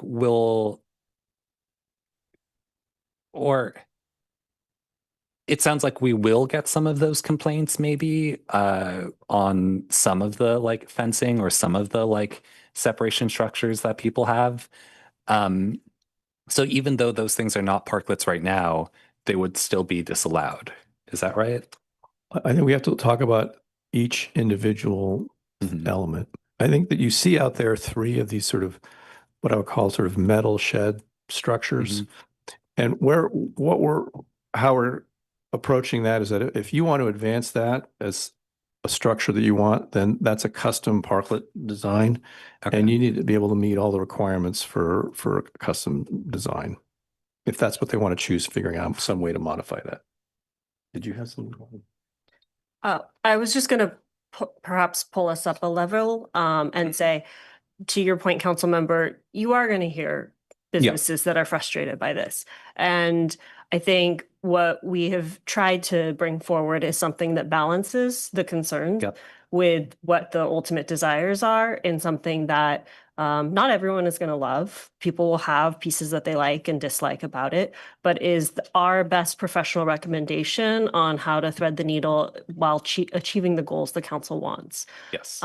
So I think it's fair to say you will hear some that are frustrated by those things, but we are doing our best to mitigate those and to work with each of those businesses on each of those individual cases to help ensure we're both being respectful to the fact that they've been operating in a certain way and functioning in a certain way while, how do I say, leveling up. Yes, I totally understand. Yeah. I'm just getting a ballpark intuition, like on a, imaginary out of 10 scale, I think the maybe disruption scale is maybe a 3, but the hypothetical opportunity that they get is like an 8, and I'm happy with that balance. It sounds like there will be some for existing setups, some marginal sort of separations that, or like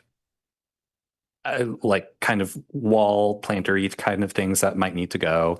Sounds like they can reuse all of their furniture and do substantially the same setup they currently do. And for most cases, the tents will need to go, but they have this great new opportunity with parklets. And I think net, that sounds like a good balance to me, but I just want to really get that intuition about the scale of the disruption. So yeah, I think that is reasonable. I think we should definitely also encourage custom parklets, understanding that people may not want to invest with an uncertain timeline for redoing the street. But my North Star for Cal Ave is just thinking about the Country Sun Parklet and how it is actually beautiful, artistic, architectural, and contributes more than just outdoor dining for one merchant. And we should always encourage things like that. I think the point about encroachments is fair on Cal Ave. I think there was reasonable rationale for allowing encroachments on neighboring properties on University, and I suppose Ramona as well. But it would be interesting when we get to council to get some sort of qualitative play of like how that actually worked out. I believe I supported allowing parklets on adjacent properties at that time because, from my perspective, an empty or just a parking spot doesn't add that much to the street, but adding outdoor dining or any sort of parklet does. And if the property wanted to do their own parklet or revoke or take that space over, they could pretty much easily do so whenever they wanted. So I recall being totally fine with parklets encroaching without explicit consent, but either now or actually when this comes back, I think getting a verbal update on like how that decision has gone would be useful. Thoughts on bike lanes? How literally should we take the illustrative plan? Just sort of going off of some some of Greer's comments about funding and like the exact widths of the bike versus ped areas. Like when we say we're moving forward with an illustrative plan, yeah, like what directions does that send to staff? Well, it is a two-scale design, plan proposal. So it does illustrate things. I mean, I think that, have we done like 15% CAD design? No, we haven't really done that level. So it's like an urban design level. It's more defined, but it's not, cadified. Okay. If you want to put it that way. Yeah. If I could add, I would note though, and I'm somewhat still reflecting on Councilmember Stone's comments, that if we implement it as illustrated in this concept, which includes potentially coloring on the bike lanes, it does have a visual impact and it does give the appearance of a bike boulevard. So I think that feedback is really important as we're proceeding down this path, because if that's not what the committee and ultimately the council wants to see, then we should get that feedback. Okay. I am certainly supportive of bikes on Cal Ave. My thinking has actually evolved on this. I was really leaning towards pedestrianized only, but then as I've reflected on some of the points you made, the teenagers who are reckless and on e-bikes will bike through Cal Ave no matter what. And for the people who gently and slowly like ride their bike just so they can park it, or sort of slowly ride through, I think that's generally fine. I think I live near Cal Ave, so I do see how it is basically empty, basically all the time, except for, several key hours every day. And so restricting bikes from an otherwise empty street is not going to be that successful or protective of businesses or pedestrians. So I'm supportive of bikes. I think there might need to be a much longer conversation about how this bike lane is actually implemented, though. I mean, I think in a slide, there was a nice example of the bike lane that was sort of separated by planters. I think without some really thoughtful design, it's going to be quite confusing on where the bike lane is and where the pedestrian lane is. I think no matter, like, unless you literally have a little bike icon, like every 3 feet, people are going to be confused and people are going to wander, and it's not going to be obvious how the colors correspond to the pedestrian promenade. So I like the concept of allowing bikes.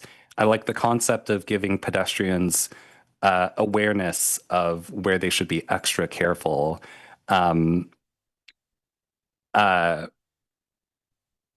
I think like actually spending the money to like paint and implement this might need more discussion. And I hope that's something that we can get a lot more of from the ARB. I've seen these kind of streets work really well in Europe, and I'm going to Canada this summer, and I've watched a bunch of YouTube videos from Montreal, and I've seen it also seemingly work very well without a striped bike lane, where it's I guess a sort of Dutch style street where bikes can slowly proceed without the explicit striping. And so I realize I'm contradicting myself since I just said that I like the idea of having a marked area where pedestrians could know they're extra careful. But if we can't do that well, maybe we should not. One thing I will also say is that while we have settled on the brand, I would also not like the idea of replacing a sort of beautiful artistic mural with a like white Cal Ave in like what I would sort of call like millennial coded font.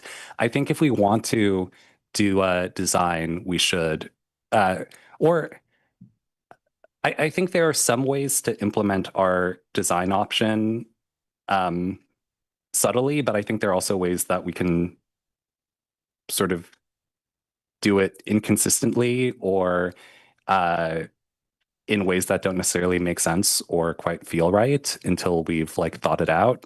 So I would prefer to keep the beautiful flower artwork rather than striping that over and just saying like Cal Ave when you are on Cal Ave and don't have any other sort of visual indicators of that like design language.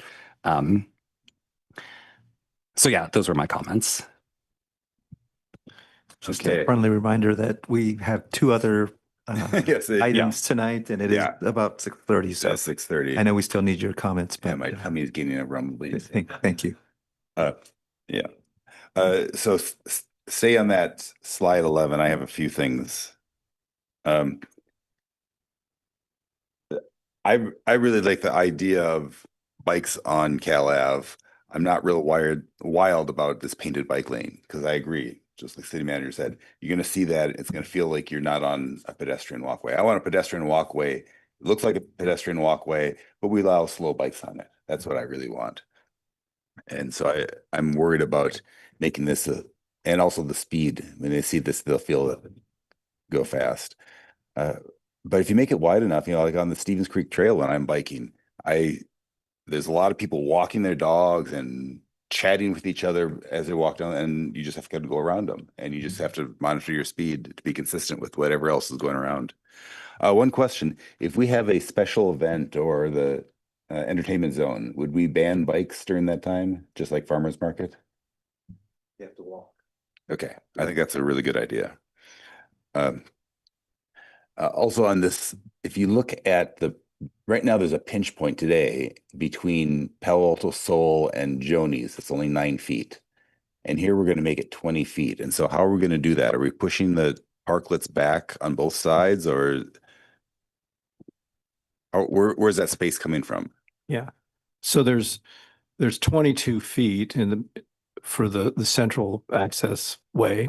And looking at the two different emergency vehicles for the fire department, we looked at their turning radiuses for being able to come from Ash Street and to turn to be able to go up California Avenue towards El Camino to make sure there's enough room in there for doing that. So what we're saying here is that because of the gas main on the Joni side, any structure will be set 2 feet back.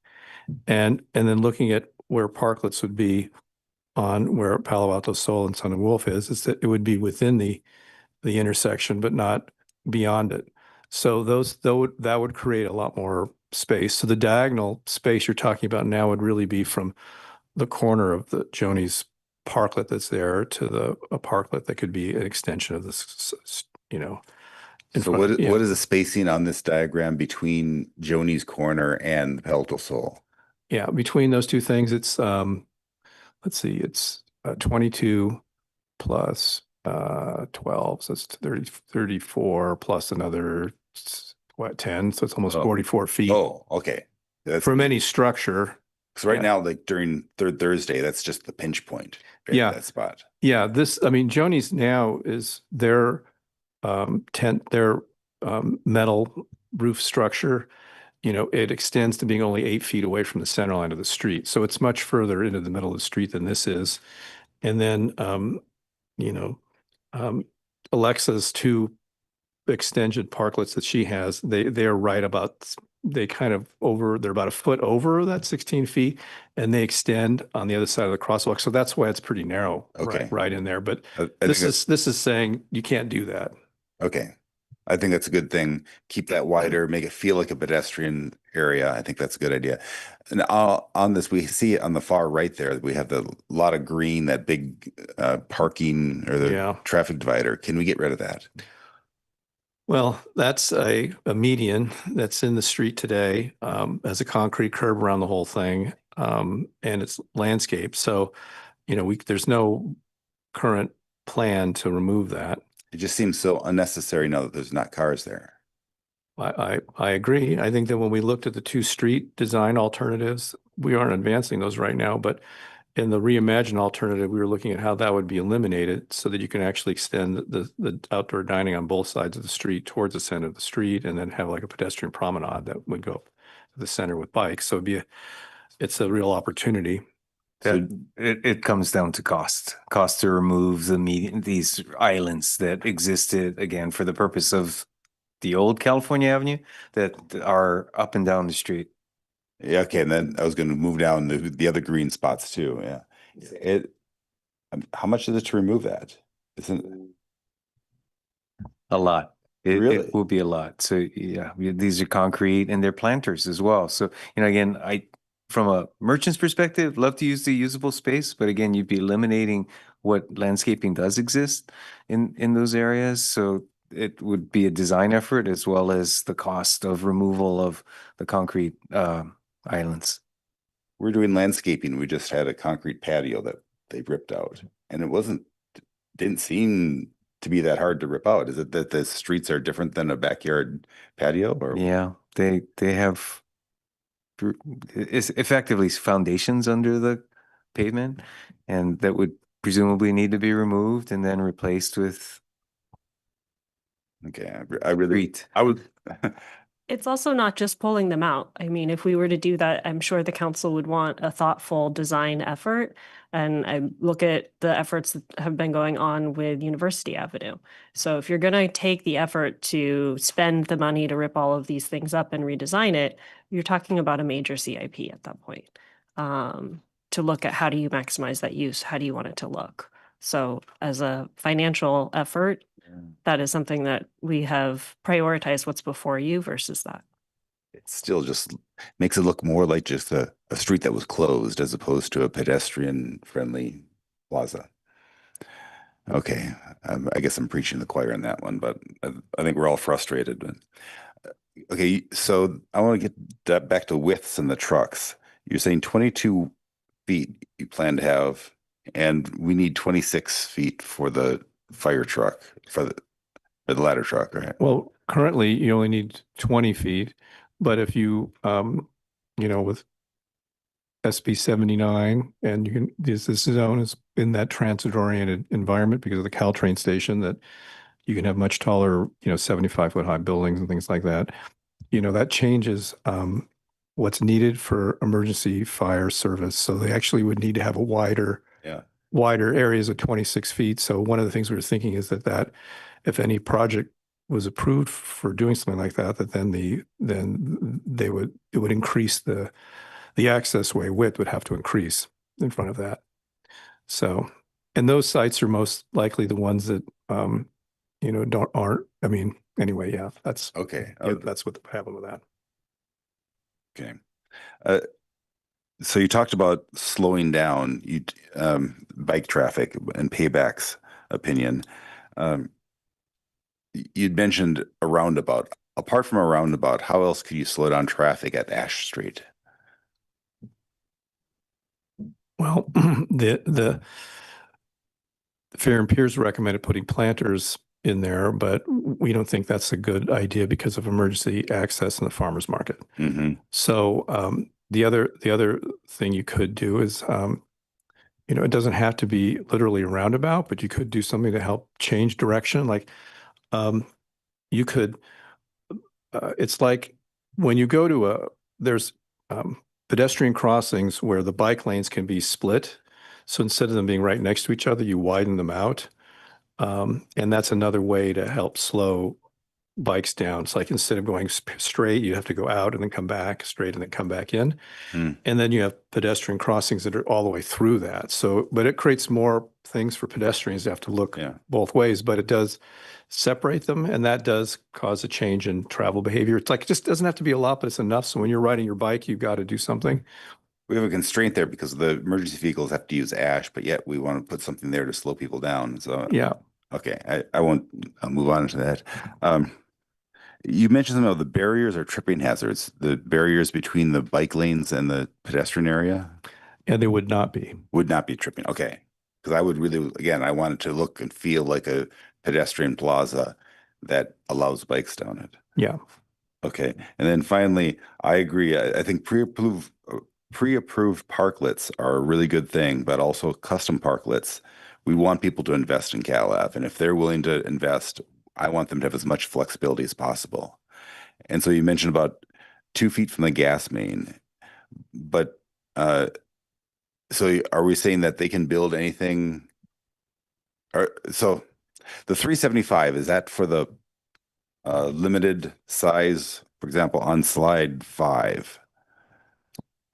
The 350 square feet, is that the pre-approved parklet size, or is that any parklet? That's any parklet. That's the maximum size. Even a custom one. Yeah. And at 300 and when you go over 350 square feet, then it requires fire sprinklers. Okay, that's okay. But we want to support custom parklets. So one of the things we've been looking at is like how much, like if your sidewalk is 22 feet or greater, is there some space where you can actually do something on the sidewalk, right? And so we've been looking at that, and then part of what we've been looking at is these designs. Because of the gas main, you're on the street, the roadway for like 5 feet, but then we're looking at having cantilevers that are like 3 feet or 4 feet over the sidewalk, so that when you experience the thing, it's going to seem like it's a much bigger space. If you wanted to do, that's pre-approved. You want to do something custom where you wanted to do something like that, then you can propose something over the sidewalk if you want to do that. It's not attached to the sidewalk. Okay. The short summary is I just want to give as much flexibility to the people who want custom parklets, give them as much as they can. And finally, gas shutoff valve.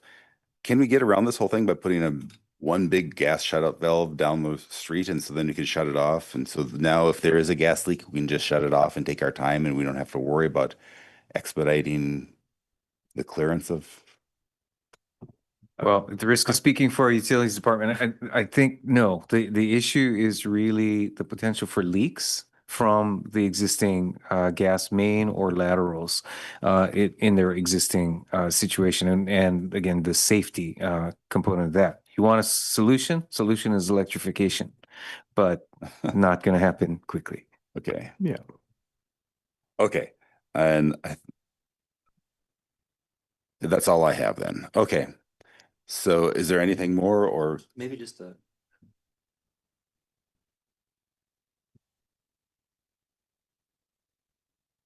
Thank you. Maybe just to try to close the loop on the bike issue. It seems like I don't want bikes. Keith wants bikes, but not the bike lanes. George wants the bike lanes, but seem to be some Ambivalent softening on the there. bike lanes, yeah. So maybe I'm fine compromising on the bikes, but no bike lanes. And I was reflecting on something that you said, George, that was a good point about most of the time there's nobody on the street. And so would we be preventing bikes when there's nobody on the street? But then I also thought the reverse of that, are we going to have dedicated bike lanes that really change the nature of the street when most of the time we don't even have bikes on the street or people that then we need to have that separate. So I think a compromise of no bike lanes, but allowing the bikes to, try to encourage them to go slow, but seems to kind of accomplish a variety of things that we're trying to achieve here. And I was also thinking about other pedestrian boulevards that I've been to in Europe, as you mentioned, where it's not designated bike lanes, but people and it seems to work. Yeah, just fine. So just so we can give staff a little, at least direction, since this is going to continue to be modified. If it seems like the committee has agreed on what does this look like if we remove bike lanes but continue to allow bikes on the boulevard? I think that makes sense. I'm happy with that. Yes, and I think we have to stress slow bikes, but that's a discussion for another meeting. Okay.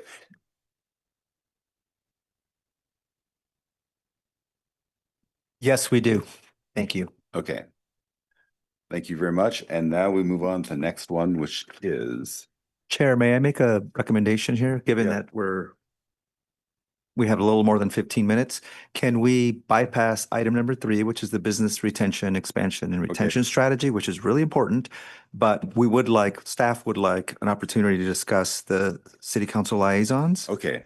And so that means we would go to the 4th item. If you can, we actually, what I'm going to do is, slide is not necessary. I can just speak to the item itself. So committee, just to set a little bit of tone here, the committee members and the city council members have expressed interest in attending staff organized business district stakeholder meetings. To avoid formalizing the meetings, no more than one committee member can participate, while other city council members, which would be non-economic development committee members, may observe the meeting without participating. So the economic development committee liaison groups include the following. It's representative for the Palo Alto Chamber of Commerce, University Avenue in downtown, California Avenue, El Camino Real with Midtown, and representative for hotels. Okay. And so I talked with George about this. I didn't get Greer, so we'll do this in real time. The fact that Greer is in Midtown and also was part of that El Camino focus area, I think giving those two to him, and that has the bonus of no daytime meetings on those 2 items, which is, I think, a better thing. George, who lives in Cal Ave, give him Cal Ave and the hotels, and I'll take the chamber and university downtown. One question for the attorneys. The fact that George lives near Cal Ave, this is just outreach to retailers. There's no legal constraint to him interfacing with them, or? I will also say that I checked with Kaya, and I previously also checked with Molly, and the discussions for the items today relating to Cal Ave were totally fine because I live just about exactly 1,000 square feet away from Cal Ave, the street itself. And so some of the things that affect the street or the other side of the street are sort of outside the radius. And otherwise, things related to Cal Ave are, I can pull up Kaio's language, but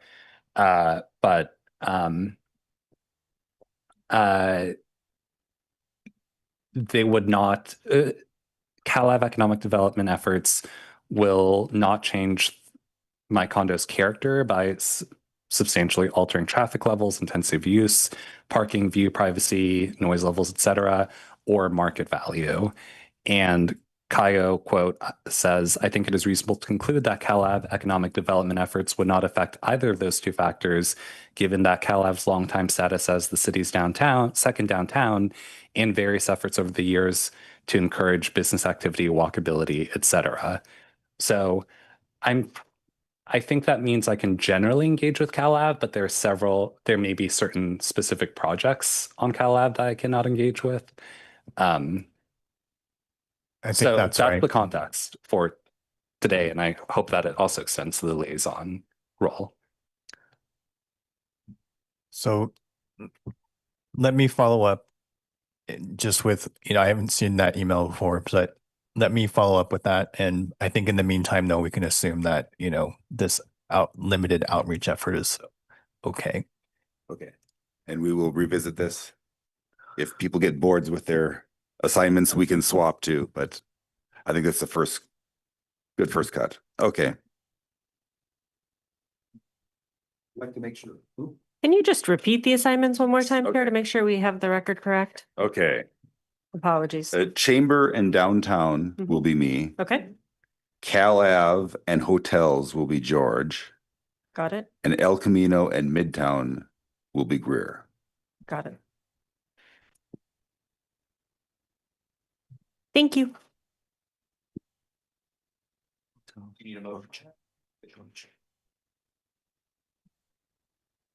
I think it's fine. This is how the committee's choosing to organize themselves and the work that you do. Okay. Is there any more that you want to do on this item? You have the metrics and the updates. Do you want to walk through those slides or? No, just information only. Okay. Yeah. Okay. Thanks. We'll come back in May with the business retention, expansion, and attraction strategy then. Okay. So in 8 weeks. Yes. Before we move on, for the record, there's no public comment. Oh, thank you. Thank you. Oh, she's being trained well. Okay. If that's the case, we are adjourned. Yeah.